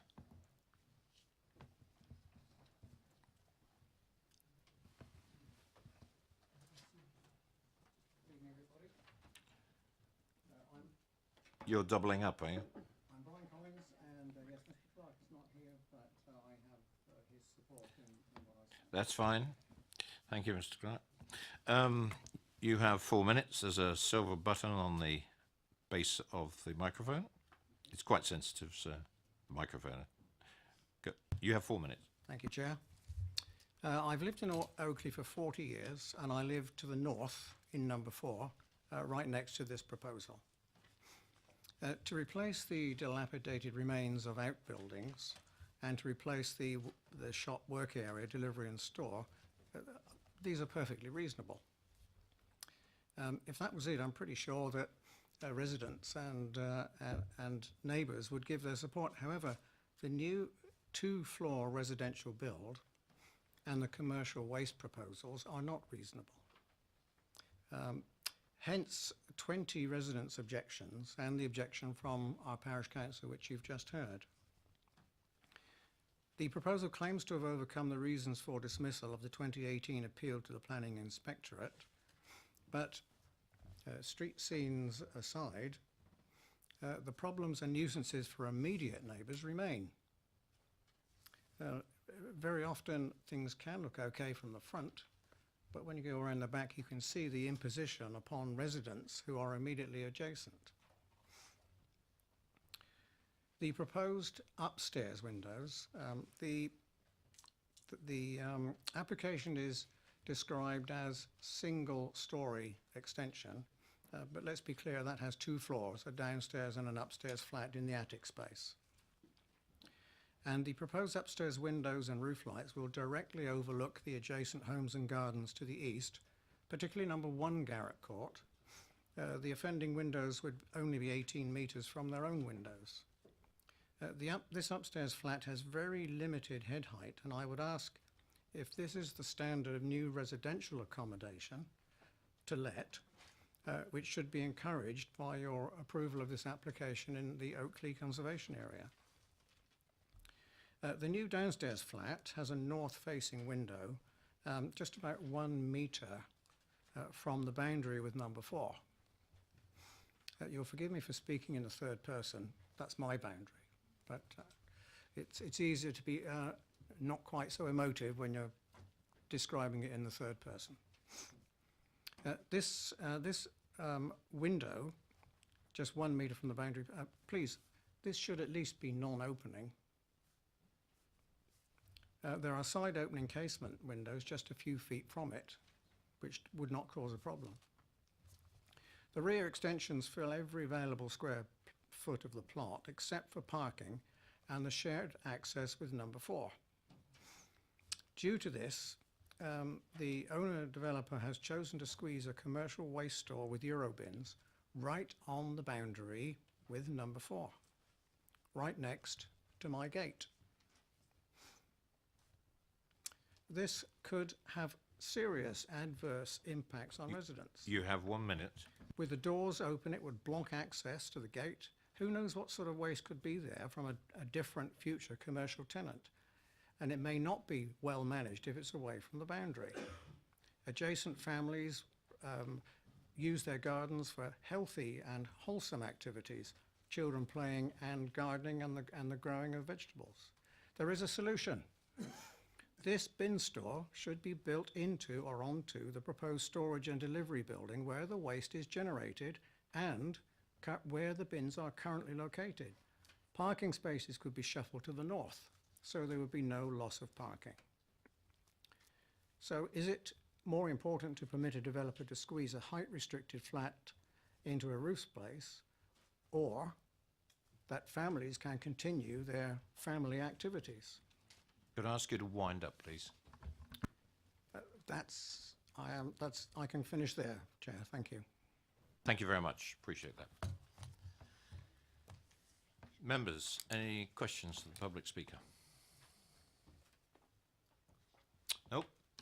Thank you very much for your contribution.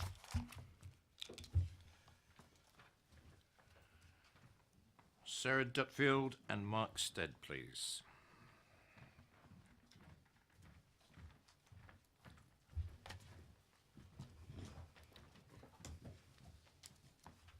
Good evening, and your microphone's on, and you have 4 minutes. Thank you.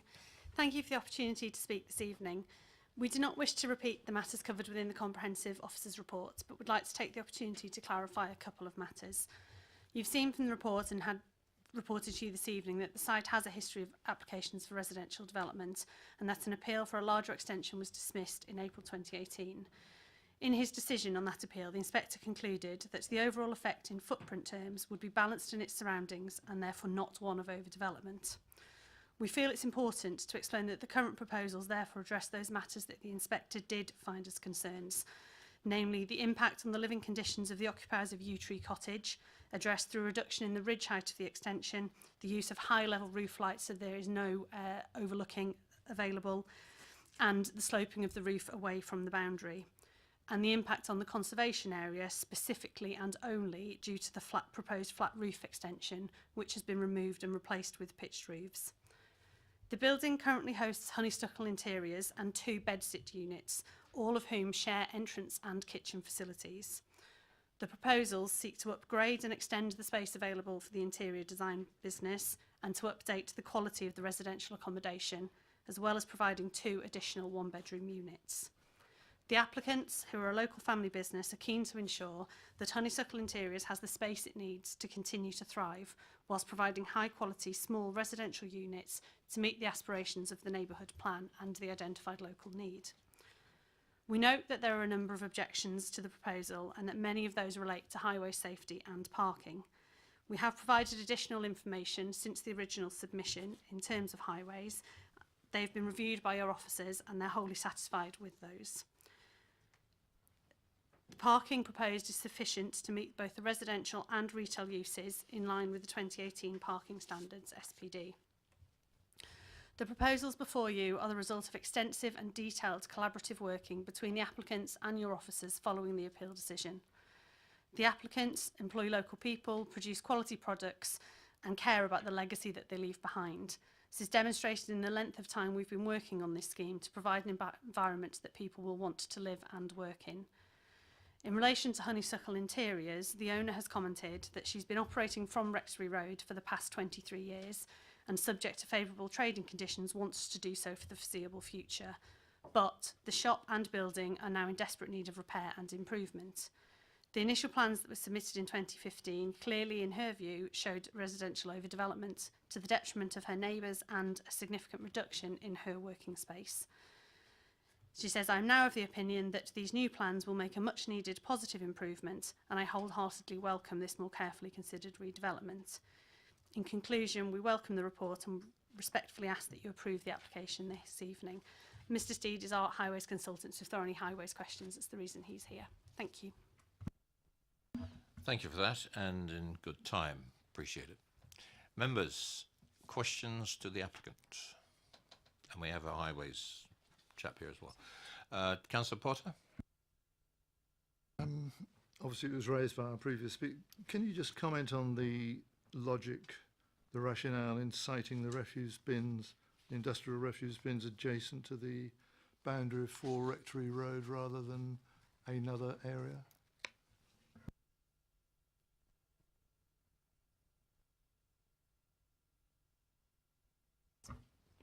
Yeah, I mean, essentially what we've done is we've sought to comply with Basingstoke's design SPD, which seeks to ensure everyone has a reasonable walking distance to their own bins. It also encourages bins to be kept to the rear of properties where they're not on a street scene in the in public view and so on. Thank you.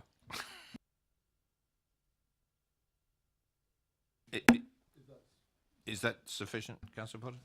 Well, I mean, I understand the thesis, but clearly satisfying some of those elements of the SPD, there are other places which don't bring that bin store adjacent to that boundary of number 4, aren't there? Would you accept that? Yeah, so the previous scheme, not the appeal scheme, the scheme prior to that, had the bin store at the front of the site where, so if you're looking at the site plan, the residential parking space that's to the right in the northernmost of those 3 spaces, there was a bin store there. That was considered to be unacceptable for other reasons. The reason it's at the back and adjacent to that boundary essentially is that we don't feel it would be appropriate to include it within the building for fire purposes. It is close to the boundary. Details of the bin store will be provided and are set through a condition for officers to approve it. I think it's also important to note that whilst it is adjacent to that boundary, the building you can see to number 4 is actually the garage. That's not the main property. So the distance between the bin store and the house is actually quite substantial, albeit I appreciate it is on the boundary itself.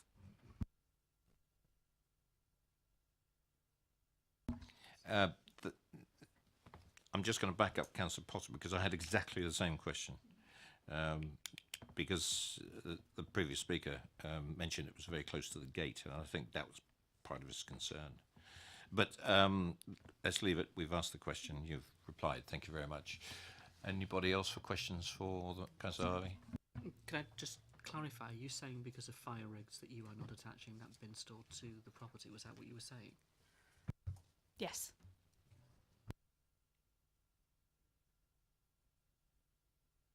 Any more questions? Thank you very much. We're going to questions to officers. I'm going to ask Lisa to just explain something. We've heard it on a couple of occasions this evening about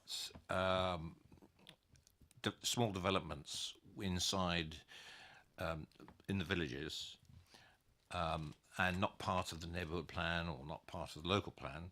I'd just like Lisa to explain what the situation is, because we have a windfall policy within the local plan. So, Lisa?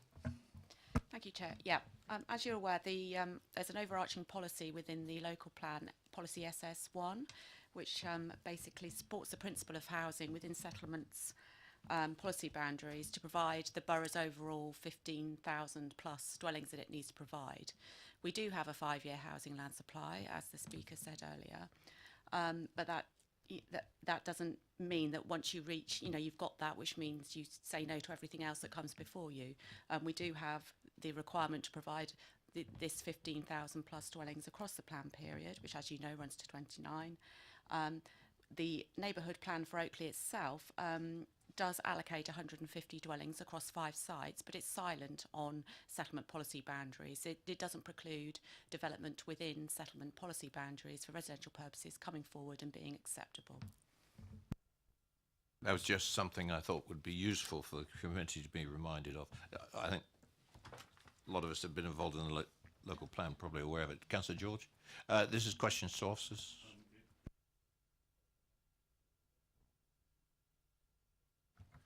Thank you. Just for clarification on that, as part of the Whitchurch neighbourhood plan, I always remember we had a limit on sites of 10, and I think any sites less than 10 are considered to be windfall sites and things like that. So if we're looking at developments less than 10, certainly my understanding is they are not or would not normally be allocated in a neighbourhood plan and will be considered windfall sites. Is that correct? Yes, and as you know, each neighbourhood plan has various nuances anyway, depending on its allocations and whether some don't allocate at all, etc. But yes, you're right. Any more questions to officers about this one? Councillor George.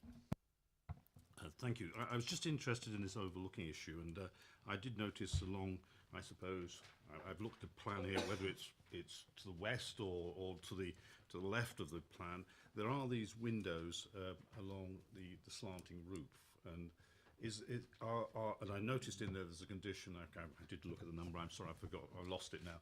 But there is one about obscured glass in some of those windows. But are all those windows obscured glass, or can people look directly over into the enabling adjacent property there? I think the easiest way to explain this is to take a look at page 240 of your agenda, which has the floor plans for the proposed development in front of you. Now, if you look at the ground floor plan, which is at the top of the page, and towards the top, within the studio, workshop, the living room, you will see some small squares. Those are the roof lights, which you can see in the first floor plan. So you've almost got like sort of vaulted ceiling going through. So those roof lights serve the ground floor, not the first floor, to ensure there isn't any direct overlooking. So that's the key issue there. Where we have other openings, they are on the ground floor, or we have dormer windows and some roof lights to the south, on the first floor, which are facing east. And as you will see from your site layout plan on page 238, they are facing towards Garrett Court, but then you do have that distance between. So you're looking at sort of over 18 metres there, which tends to be considered acceptable within built-up areas. There is a condition with regards to obscure glazing, and that is to a new bathroom window on the west elevation, which was considered that could have some concerns with regards to overlooking, because it's placed further up within the roof slope. So if I take you again back to page 240 and the first floor plan, sort of fairly central in the first floor, you'll see the bathroom, and there's a little roof light tucked in there, so that covers that one. And then of course we have the update paper, which is also seeking to remove permitted development rights for any further openings within those units. I hope that explains that purpose. Thank you. Any more questions to officers? Debate? I'll start off commentary. again, having gone through the previous applications, looking at the inspector's comments and everything else, I think, again, here we have an applicant that actually listens and tries to apply the kind of comments that come certainly from an inspector, because one naturally looks at these appeals and look at why the appeal was dismissed, but then seek to correct it. And having gone on site again, and I'll say it for the umpteenth time, the value of a site visit, I didn't like the idea of a flat roof. I just don't like flat roofs. I think they might be convenient to build, but they're terrible to maintain. And long term, they're not very cost effective. So having a pitched roof, which is in regard to the conservation area, in regard to the other corrections that have been made to this, and what's just been explained about the windows, some thought has gone into providing the light that is required in these habitations. And I think with the removal of the permitted development, I think this has now achieved what I consider an acceptable solution to the requirements of the business. Councillor Potter. Very briefly, Chair, supplementing your comments. I mean, I think this is much improved on what we've seen before, and you're absolutely right. Obviously, working with our officers, lots of work's gone into this and improvements have been made. It's a net increase of 2 residential units, I think I could say only. And inevitably, I think with these sorts of commercial units that apply within a residential area, inevitably there's the concerns that people express about that relationship between residential units. But I think this has been done, excuse me, as carefully and sympathetically as it could have been done, and I don't think there are issues with overlooking which really should concern anybody. And I don't think it impacts upon the street scene. It was the point I was trying to get across, really, in terms of what I describe as the street scene proper in Rectory Road. And I support the officer's recommendation for approval. Councillor Robinson. Thank you. Yeah, looking at this, it ticks all the boxes. So if Councillor Potter proposed it, I'm happy to second it. If he didn't, I'll propose it.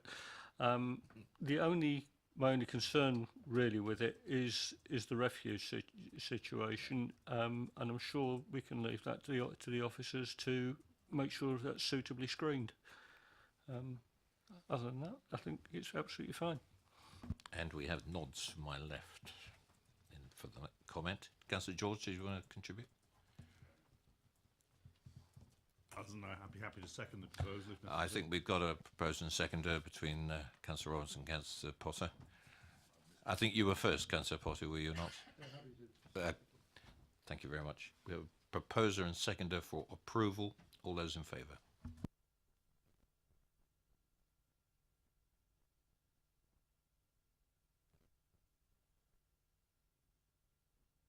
That's approved, officers. Thank you, Chairman. I would just confirm the application is approved as per the conditions and informatives within the agenda, as well as the additional condition within the update paper. Thank you. Thank you very much.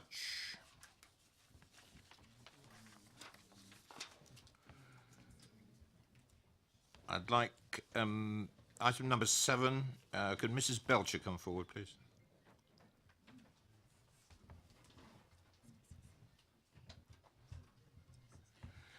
Good evening, Mrs. Belcher. Would you like to just take a seat, and the officers will introduce the application. Thank you, Chairman. So this application is for the replacement of a front porch. As members will have seen on site, this is part retrospective as the porch is under construction. The application is recommended for refusal for the reasons set out on page 242 of the agenda, and because it's part retrospective, there would also be enforcement action needed to rectify the situation, and the reasons for that enforcement action are listed on that page as well. If I can just draw your attention to page 8 of the update sheet, where we've got the sort of summary of the viewing panel, and also reference again there to the Heritage SPD, which was recently adopted, as this site is in the conservation area. So as I said, the application is recommended for refusal for the reasons set out on page 242. Thank you.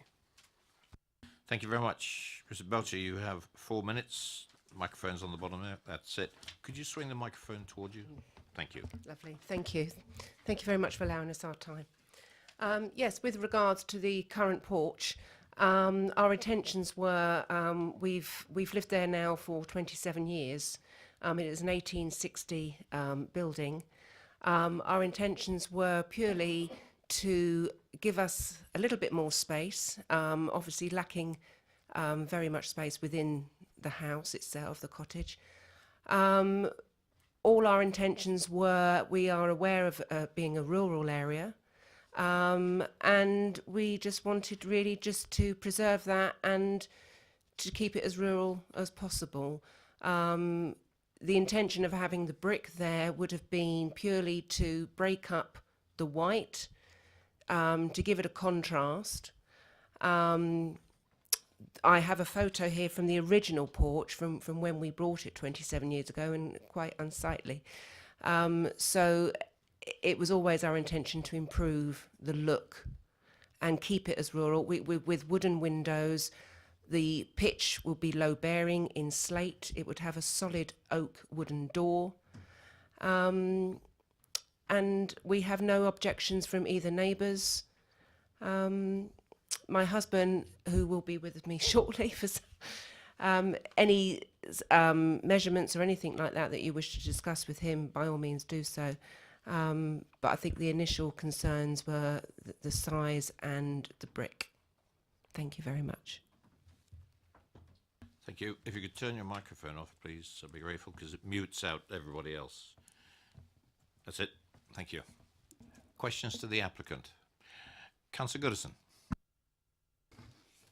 Thank you, Chair. Could I just ask you, I mean, you seem to imply when you talk about this built-in brick, my understanding was that the parish council did not have any objection, providing it was rendered and whitewashed to you know, in the same style of the house behind it. Are you now saying you want to retain the brick, or you would be whitewashing it and blending it in with the rest of the house? We would like to retain the brick because it is an old stock brick that we thought was attractive. We are aware that there is some beautiful brickwork throughout the village, and we just thought it gave a contrast, and with the ongoing furniture that it would apply, we believed it would look lovely. If for however reason it needs to be rendered, we would obviously consider that. We would be happy to do so, and maybe paint the bricks white. I just thought it was a bit sacrilege painting beautiful bricks, but if that's the case, need be, we will do so. Thank you. Thank you. Any more questions? No, thank you very much. Oh, yes, Lisa? Just to clarify, the submitted plans, which you have before you on page 251, actually show that it is intended to render the porch. So that is what is before you, just to make it clear that we're not looking at the bricks as is. The intention, as clearly shown on the plans, is to render. Thank you, Lisa. Thank you very much.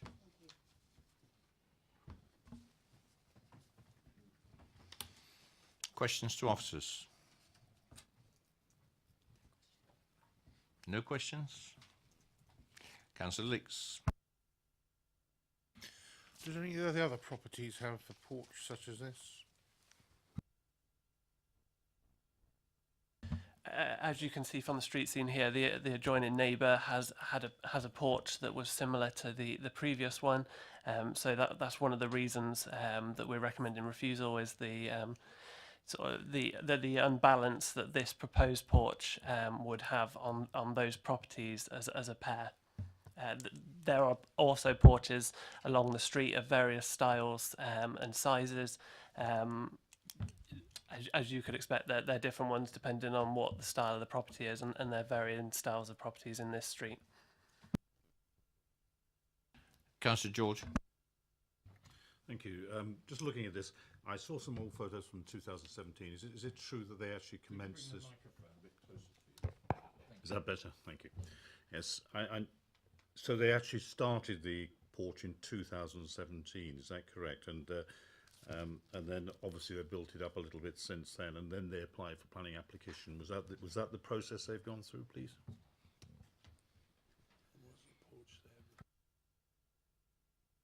Yes, so I believe so. An application was submitted previously under reference at 18/03091 for this porch, and it was proposed not to be rendered. In that case, that application was refused. So following that, because works have started, there was enforcement action. So this application has been submitted, and it's now being proposed to render, and that's the only difference from the previously refused application to the application before you now is the render. But yes, I believe that they'd started the works prior to submitting that previous application. Thank you. Any more questions? Nope. Debate. Any comments? Councillor Robinson. Thank you, Chair. I think everybody on this committee knows I'm very protective over listed buildings and conservation areas. But I look at this, and this building isn't symmetrical anyway. The windows on the right-hand side are considerably different from the windows on the left-hand side. Can you go back to the picture you had there? The porch on the neighbour's property doesn't match the original porch on this property, and whilst it is changing the symmetry of the property, I don't think it's actually to the detriment of the property, which to refuse this, to my mind, it would have to be detrimental to the property. I don't think it is. I'm quite happy with this, providing it's rendered, painted white. The street scene down Pyatt's Hill, I know it well. It's every house, nearly every house is different down there. So I'm happy to recommend this for approval. Right, before we get there, Councillor Goodison. Well, in the circumstances, I don't think it's necessary for me to say very much, other than the fact that I'm very pleased that the planning department are willing and feel able to recommend refusal and enforcement when they consider that to be necessary. However, in this particular case, I do feel that the committee might like to consider that we're taking a sledgehammer to crack a nut here. We had an interesting example on the street opposite the church only 2 or 3 months ago, when an application went in for a porch. They put it up. It was in brick. It was very obtrusive, didn't look at all attractive. It was then, as always had been their intention, it was rendered and whitewashed, and that seemed to absorb it into the building behind, and it subsequently now looks very attractive. And I feel that this will be the case here. I mean, as far as its location on the street scene, I would mention that when you come off Great Binfields Road and you swing round the corner to go down Pyatt's Hill, you pass it almost immediately. You're not likely to see it. When you enter the bottom of Pyatt's Hill from the other end, it is, which as we are looking at it now, it's right at the very end on the left. Immediately behind it, you can see that enormous hedge and trees which sort of almost frame it. So I don't personally feel that it in any way is detrimental to the street scene, and I'm perfectly willing to second Councillor Robinson's proposal. Thank you. Microphone, please, Councillor. Oh, I'm sorry. Councillor Potter, did you indicate you wanted to speak? Only briefly, Chair, because Councillor Robinson said it all, and I said it very well, really, in regard to the, and I would have made, I think, similar comments. I mean, I don't want any equivocation about this being rendered and painted. I mean, you know, with respect, I don't think brickwork, whatever the applicant might say, fits in any way and would be incongruous. So providing that's, quote, enforced properly, I regret the circumstances in the way this has come about, but I would want to see this application approved and for no enforcement action obviously to be taken. So happy to support Councillor Robinson, but Councillor Goodison's already done that. Any other comments? Because if you want to turn this around, can we have the reasons, please? The proposer better kick this one off. Unfortunately, I didn't bring my plan with me. However, I think it does respect the conservation area. It doesn't affect the street scene. It will blend in well with the existing property. So hang on, let's go back to the reasons for refusal, which is It's the cumulative impact.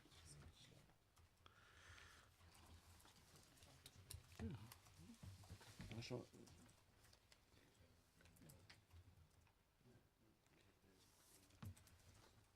I think it, yeah, go on, fine. If you can do it, fine.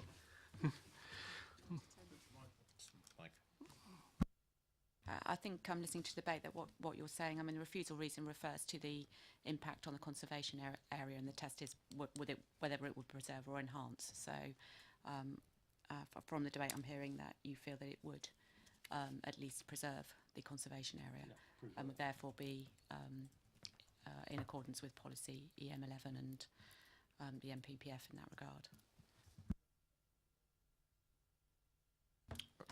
And also the neighbourhood plan. Yep. Are you happy with that, Councillor Goodison? You're seconding this. I'm happy that with that, as long as it's made perfectly clear that it's got to be rendered and whitewashed. And that's what the plans before us actually say, notwithstanding any other comments we've heard this evening. It's been properly moved and seconded for approval, given the reasons that we've just been discussing. All those in favour?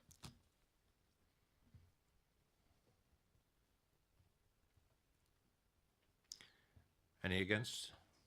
And I will abstain. Absolutely. Just to add to that, we would need to attach conditions, specifically in relation to the plan, that would ensure that the render would be carried out. Those are the plans that you have before you. So I think that, put that one on. Yeah. So I think we wouldn't need to then specify that the material should be as per the plans, because that will be covered by reference to the plan itself, if members are happy with that. Yeah, obviously we, and samples, yeah, samples of the roof tile. Obviously we haven't got that yet, so we could ask for, because it is conservation area, that we would need a sample of the roof tile to ensure that it was appropriate. I'm quite sure the officers can put all that together. It's the standard conditions in anything that they would need in the materials, especially with the slate. Obviously bricks would not be applicable in this case because it's half completed and they will be rendered anyway. Okay, members? Fine. We'll move on to item number 8, and this is, I'll let the officers present it and then it'll come straight back to me. Thank you, Chairman. This item before you is for the site of 40 Ruskin Close in Basingstoke. The application before you is for the erection of a single-storey conservatory to the rear of the property.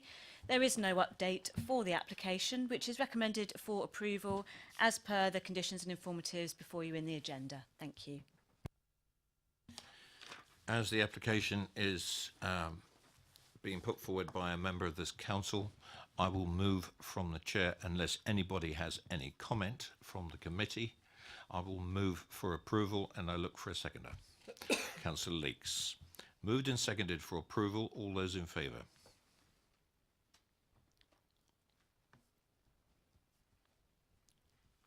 That's approved. Officers? Thank you, Chairman. That application is approved as per the conditions and informatives within your agenda. Thank you.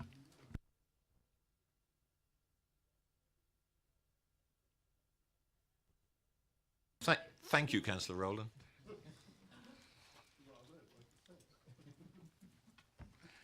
That was a hard one, Paul.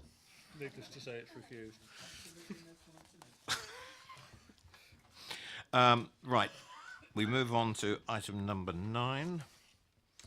And if I could ask Councillor Chris Flukes to come forward, please.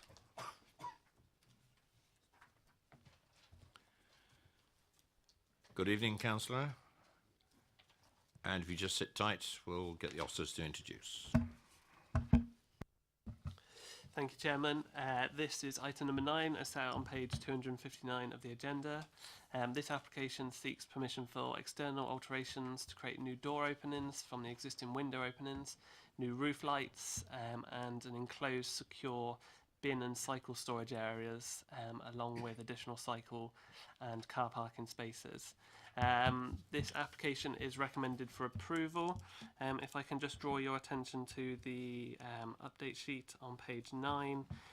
Again, the Heritage SPD, which is recently adopted, is mentioned there, and there is a sort of a clarification on the buildings themselves are not locally listed, but they are notable buildings that make a positive contribution to the character and appearance of the area. So as per the update, as per the agenda on page 259, the application is recommended for approval for the conditions listed at the end of the report. Thank you. Thank you very much. Councillor, you have 4 minutes. Yes, good evening. I'm the chair of Bramley Parish Council Planning Committee. You may ask why a village, and I stress village, should have a planning committee. We were tasked with finding space for at least 200 dwellings under the local plan. At the moment, some 315 dwellings, including 36 1- and 2-bedroom apartments, are being constructed on 3 sites adjoining our settlement policy boundary. Within the parish, we also have 268 being constructed at Razors Farm and 350 waiting approval at Upper Cuffold Farm, despite the supplementary planning document still to be agreed. These new developments also contain a significant number of 1- and 2-bedroom apartments. We recognise that the developers of Minchin's Barns have permitted development rights to convert these barns to flats, but tonight we're expected to judge the application as enabling continued use as business premises. We all know that this is not the case, and the developers stated such at our meeting on the 30th of January. They also confirmed that they have not marketed the barn for continued business use. We also note that the borough has seen fit to remove this permitted development right at certain sites. The Planning Committee felt that the Parish Council's original objections to the number 1803304 are still relevant for this application, despite the reduction in the number of roof lights from 24 to 21, which is still a significant number, and refer the Planning Officer back to those objections. We are specifically concerned about the number of proposed windows and roof lights, altering the barn-like look of the building, making it less rural than the original intention. These would also add light pollution in an area that is currently open countryside. The Bramley Neighbourhood Plan on page 16 includes a photograph of this barn. 9 roof lights would be visible if this application were allowed. Also in the NDP, illustration 6C on page 44 identifies important rural landscape views. View 6 would have 8 roof lights visible, and view 2 would have 7 roof lights visible. Even the photograph used on the front of the revised proposals pack from the developers would have 6 roof lights visible. We also note that at weekends, the gate to the barns is locked to prevent unauthorised occupations that have occurred in the recent past. Furthermore, the Parish Council has noted the community engagement statement with some dismay and asked that the following points be noted. The meeting between the Parish Council and the developer was, to the Parish Council's knowledge, only to be between them. The involvement of ward councillors was never mentioned until the meeting itself. Whilst the Parish Council did state that it felt there was too much housing in the area, it was within the context of the NDP and the local plan. The statement mentions that their development would meet a need in the borough for singles, young people and downsizers. You have less than 1 minute. It is true that this need is identified in both the local plan and the NDP. However, for Bramley, this need has been met, and this development does not add anything new to existing development in Bramley. The NDP is in support of local commercial units, and the council notes that the current developers have not attempted to market the current commercial units. And the statement makes a point of mentioning the parish council, that parish council members would not support the application, even with amendments. What is not noted is that the application does not comply with the Bramley NDP, which is why the parish councillors feel they cannot support the application. Thank you. If you could switch your microphone off, please. Thank you. And questions to the parish council? Nope. Thank you very much, Councillor. Linda Jux, please.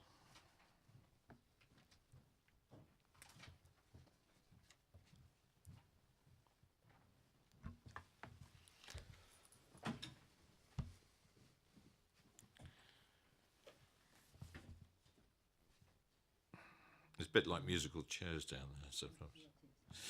Right, you have 4 minutes.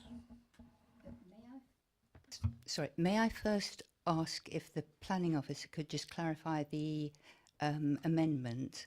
I think you said that the buildings themselves are notable, and that's not what the amendment is. Is that right? You have your microphone off.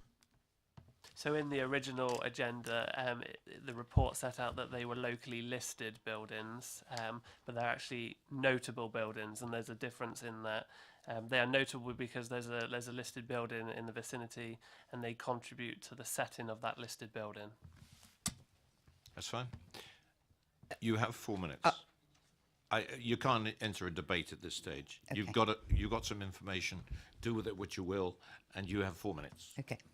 So we've spoken to councillors and officers and listened to reasons for refusal, and we've changed as much as we can without damaging the quality of the development. We've removed a door, all new canopies, and now no changes at ground or first floor level are visible from the public realm. We've also reduced the roof lights, so there's just 2, 3, or at most 4 on any roof face, which relates comfortably to other barn-like buildings in the area. Only 2 roof lights are visible from the street, and the photo in the Bramley neighbourhood plan is taken from private property, is not a public view. Officers support our changes, saying that no single roof slope appears unacceptably cluttered, and they also note that the principle of roof lights has already been accepted in this area without harm. We also understand the importance of views and the rural landscape, and so we've reduced roof lights on the west facing the fields from 7 to 4.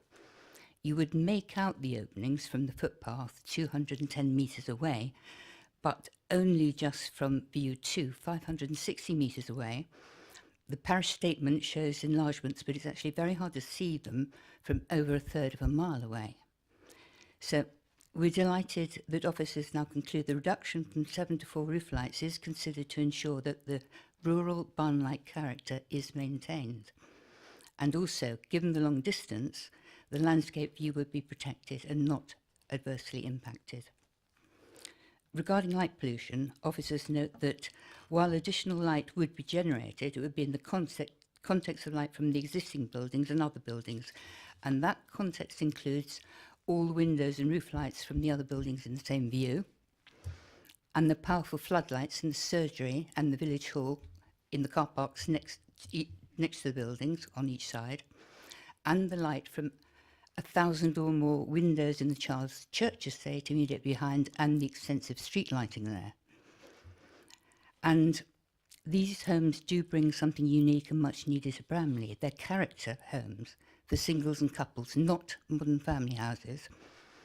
We understand Bramley has more than enough of those, but there is an unmet and growing need for small properties for over 55s, downsizers, people who don't want to live in the family-based estates, who want 1 or 2 person homes with rural charm, close to the centre and close to amenities. This is not satisfied by the new estates. And these won't be rabbit hutches. They've exposed beams, open vaulted ceilings from the first floor. You can look up almost 4 metres. That's a lovely sense of space. And they'll be affordable. Singles, young couples and downsizers with limited equity can afford them. You have 1 minute. And we've offered first dibs to local people through an exclusive marketing period. This application is not about whether the homes will be built. They will be, and we've been clear about that. But without roof lights, we rely on borrowed and more electrical lighting and mechanical ventilation in some areas. So this is about quality and amenity.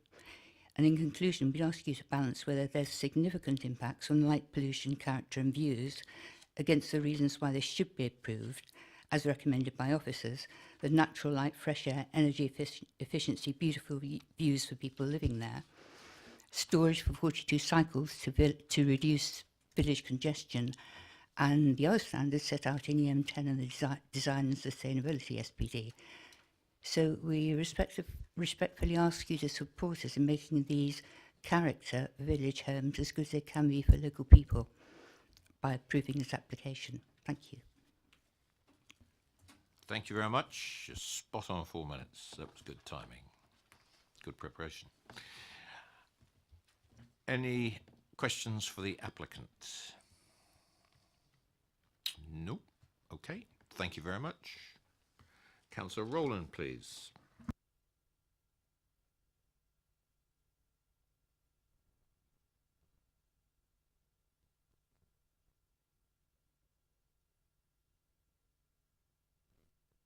Good evening again, and you have 4 minutes.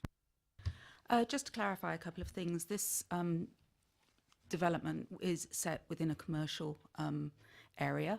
It is not next to the village hall. It is next to the Cliff Meadows surgery, but the Cliff Meadows surgery isn't in use late at night or all evening. Additionally, the previous similar planning application, 1803304, was refused in January 2019, and the application this evening has small amendments, but has not, in my opinion, overcome those reasons for refusal. The reasons for refusal were the proposed development, by virtue of the number of openings and windows, would result in a significant detrimental change to the rural barn-like character of the building and the setting of the settlement of Bramley, including important views to and within the settlement, contrary to policies EM1, EM10 of the local plan and policies D1 and D2 of the Bramley neighbourhood plan. Under application 1801517 GPDOFF for proposed change of use, consisting of 14 flats, this did not provide adequate windows or doors for residential units. The increase of various methods of access and light, still 21 windows, which can be seen from 2 key strategic views, changes the character of the building, which was originally a tractor barn and granted permission for commercial premises to relate to the other buildings, which were a granary and crook barn. Bramley has more than filled its housing requirements under the local plan and addressed the housing need for smaller units in all developments that are currently underway. I would like to highlight that the community engagement that was undertaken by the applicant had only consulted with the parish council, whilst making comment that the ward councillors did not attend although invited. This was factually incorrect and refuted by both myself, Councillor Robinson, and the parish council. No public consultation or engagement was undertaken at all. As I've previously said, this application seeks to circumnavigate a proper planning application for residential units, and with the obligation for 40% affordable. If you look at the building, if you changed it into 3 dwellings, that would be a better opportunity if residential development was what you were going for and retaining the character of the buildings. It lends itself. 14 flats is not, in my view, a good use of the building. I think this application should be considered holistically, and therefore I would ask for it to be refused. Thank you. Thank you, Councillor Rowland. Any questions for the ward councillor? Nope. Thank you very much.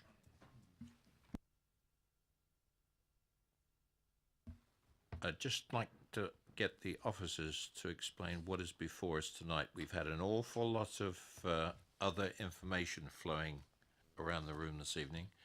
So if I could ask the officer just to explain what is before the committee in this application tonight. Thank you, Chairman. Yeah, as I stated at the beginning, this application seeks permission for external alterations to create a new door opening from the existing window openings and new roof lights. It also seeks permission for a secure bin and cycle store along with additional cycle storage and car parking spaces. I think what's been alluded to is the previous change of use, which was from B1 offices to residential. That was done under the permitted development rights afforded by the government. This application is obviously post that, but it's seeking the external alterations. But that being said, these could also be used for the existing B1 office use, which is still in use, because that permission hasn't yet been implemented, so they haven't turned into dwellings. But it's also indicated by the applicants it's to enable that conversion. Thank you very much. Just to clarify what we're looking at here tonight. Right questions to officers. Councillor Potter. Could I just be entirely clear, because I think the applicant was saying in regard to the approval that exists, you know, the permitted development approval, well, sorry, rights that exist, that this development, inverted commas, this conversion into residential will happen. End of story, really. And in regard to the changes, obviously, to the elevations, etc., and to the fenestration, question to the officer, could that be done progressively without planning approval, just on a piecemeal basis, in terms of it being, you know, an office building, ostensibly an office building, progressively converted to, with the permitted development rights, into residential accommodation, and be done in that piecemeal way? Yeah, thank you, Chairman. So the GPDO doesn't allow operational development to be considered as part of that change of use application, but Councillor Potter said in regards to that these will be brought forward as residential use. That may be the case, but each room and each space would have to meet the required building regulations as well. But in terms of the GPDO, we couldn't consider neighbour residential amenity as part of that change of use, and therefore it's often the case where change of uses through that legislation have come forward that they then submit a subsequent planning application to deal with any external changes or alterations that may be required to enable that change of use to provide that sort of high level of accommodation for those occupiers. Thank you. Councillor Potter. Just in terms of, if you like, the detail of that, sorry, in terms of what you describe as building regulation changes, I mean, that would mostly impact upon the internal layout of the rooms that are going to be created, the size, obviously the provision of residential accommodation. That's all going to be internal building control approval, presumably, within the property itself, and where there are changes, minor changes, I guess, what I describe as fenestration, right, lighting those rooms, that could be done progressively, presumably. Yeah, so the GPDO regulations don't require floor plans to be submitted. So although the application sought permission for 14 units, the floor plans submitted are indicative because the permission grants permission to the change of use of the building. So in terms of building regulations, I'm not an expert in those, but there are often requirements for ventilation, for means of escape in terms of fire. So they may need to get those through the planning process because they would need planning permission for those changes. Any more questions to officers? Councillor Bound. Just for clarification, then, if this was to be converted to flats or whatever, it would have to come forward as another application to committee? No. Okay. To coin a phrase, it's been and gone. It's already done. Under permitted development. If there's no more questions or officers, debate. Any comment to be made? Councillor Harvey? I mean, we are asked to look at the application that's in front of us, and the application in front of us is not for residential development, it is for commercial development. And it's for any alterations to the building in that context. The fact that the applicant has sat in front of us this evening, as they did before, and said, we're going to convert this anyway, and it's going to happen, is an issue in of itself. But the problem I've got with it is, there's nothing I think that we could do to stop this. We did it once on the basis of the proposals that were in front of us and their impact, because of the impact on the barn and because of the impact on the area. The question is, how sustainable is that? I don't want to see this building converted to flats. I think it should stay as commercial. I hate permitted development because it creates little rabbit hutches that people can't live in. And if the developer thinks they're going to create units that are going to create amenity for local people, I think really they've got the priorities completely wrong. It looks to me to be something completely different and quite avaricious in terms of the approach that's being taken. If you were looking for residential development on this site and you were actually serious about what you were proposing, you might be bringing forward something that was completely different. But they're not. They're doing what they're doing with the building because they can get away with it under the government's rules. So be it. That's what's happened. It's the past. The question I have really is, how sustainable would a refusal be on the current grounds that is before the inspector, given the alterations they've now made with this application that's in front of us? And that's what I'm struggling to really come to terms with, and just to understand how sustainable would a refusal be in those circumstances, particularly when they're going to convert it anyway. They're just going to get on with it and do what the hell they like. Yep. Any other comment in debate? Councillor Robinson. Thank you. And I'd like to thank Councillor Harvey for his comments. I think he's absolutely spot on.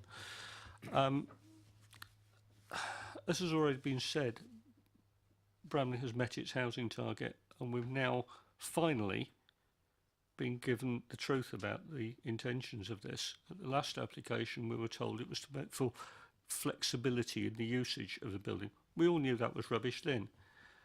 And we've now been told it's the truth, that it is, the whole thing is about converting it to flats. And we've got to accept that because, as Councillor Harvey said, it's permitted development. I'd like everybody to just read what Councillor Rowland has said and I have said on page 263, because that really explains how this company have gone about it. The consultation has been appalling, and we probably wouldn't be here at all if they'd come and had a proper conversation with the parish council and with Councillor Rowland and myself. And Councillor Rowland has said quite rightly, if we'd been consulted, we would have said, all right, we don't want it to be converted to residential, but if it has got to be converted to residential, we'd like to see it to be larger units. Those are my feelings. I'm not going to recommend anything either way. I think it's all been said, but I'm absolutely disgusted with the way this whole thing has been dealt with. Thank you.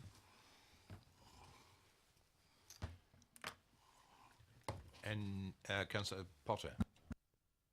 Sorry, Chair, if I may, it's been my last comment really in this regard, but this is part of what we're talking about now. I mean, I think we've just got to be very mindful of the officers' commentary and recommendations in this regard. I mean, Councillor Harvey's brought it out as to where we are really regarding the permitted development, and we know what is going to happen. And as Councillor Robinson said, that was always very clear from the start, but, you know, people didn't talk about it in quite the open way we are tonight.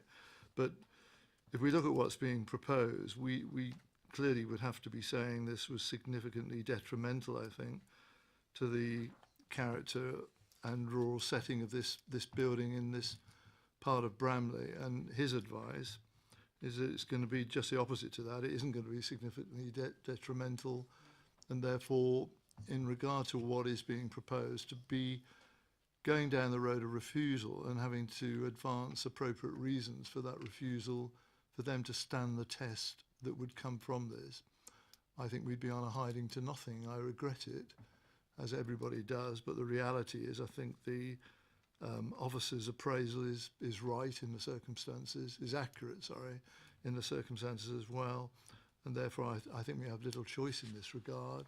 Reluctantly, I think the officer's reasons for approval have to be supported. Any other comments? Because I understand the sentiments that are being expressed around this committee tonight, and I'm going to let you guys off the hook, and I'll propose it from the chair. If I have a seconder, please. Councillor Sherlock. Proposed and seconded for approval. All those in favour?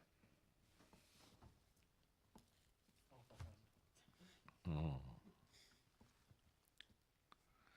Against? Abstain? Yes. Thank you very much, committee and officers. That application is approved per the conditions listed on page 272 of the agenda. Thank you. Thank you very much. And move on to item number 10, which is the making of a new tree preservation order. And good evening, Frank Wright. Thank you, Chair. Good evening, members. Yes, this item is for a new tree preservation order at Skippett's House in Grove Ward. The order covers an individual yew tree and an area of mixed species woodland. The recommendation is to confirm the order. However, members also have the option not to confirm the order or vary the order to protect fewer trees than shown on the plan. The tree preservation order plan is at Appendix 1, and the schedule is at Appendix 2, and there's a summary of the objection that we've received in the officer report with the full objection at Appendix 3. Thank you.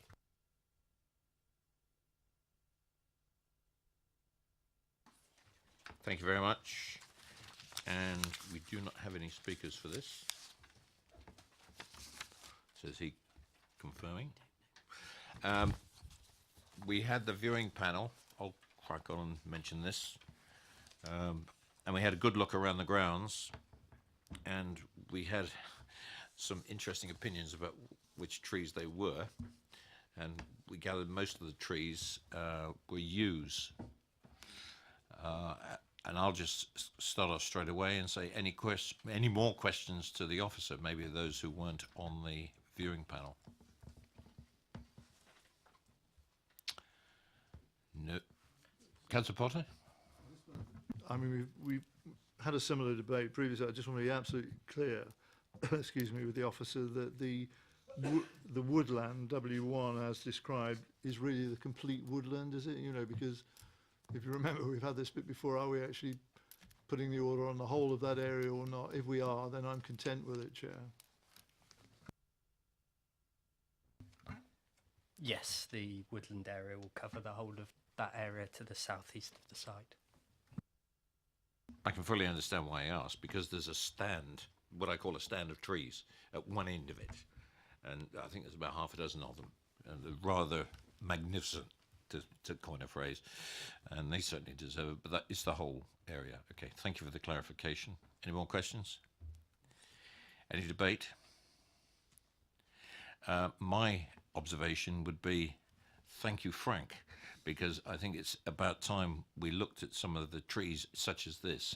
It's right in the urban area, but it's so valuable, I think, to preserve this kind of thing. They're not impacting on residential. They've been there for, I don't know, you can tell me how old these trees are, but I think this is the right course of action to take in this particular instance. The other aside, and I'm trying not to waste too much time, we're not doing badly for time tonight, but we all thought that the whole venue, the whole area of where these trees were sited, I don't know what's going to happen to it, but we all dreamt up some very good community use that could potentially go there because it's tailor-made for it already.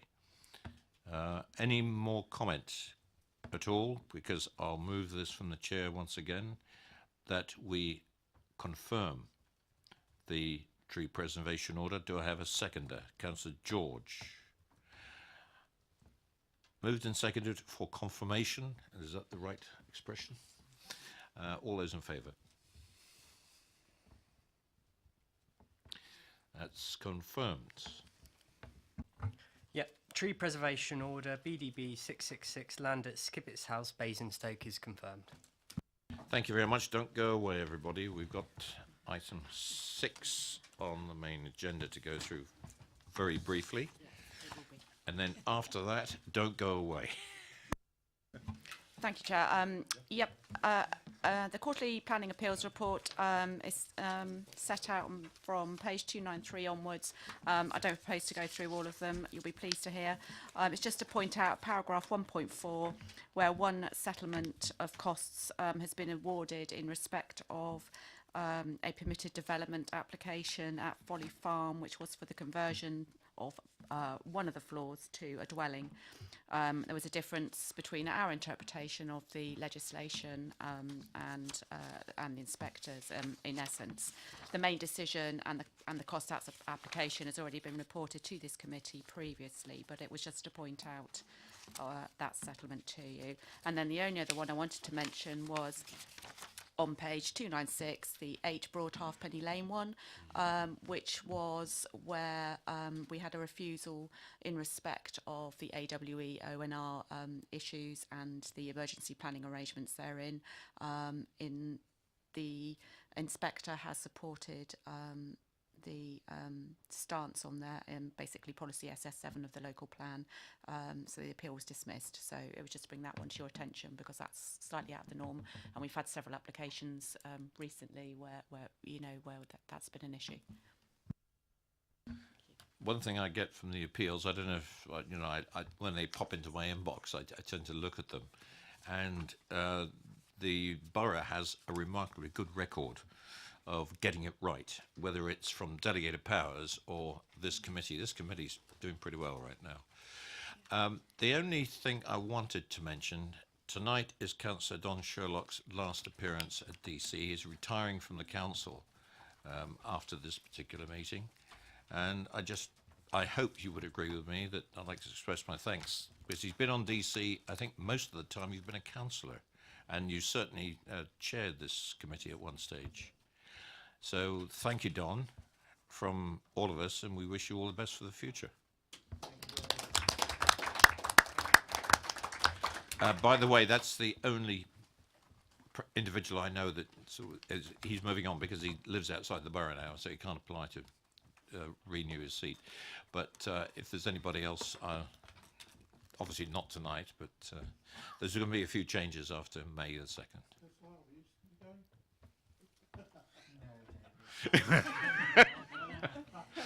On that note, thank you very much, committee. We close the meeting at 12 minutes past 9.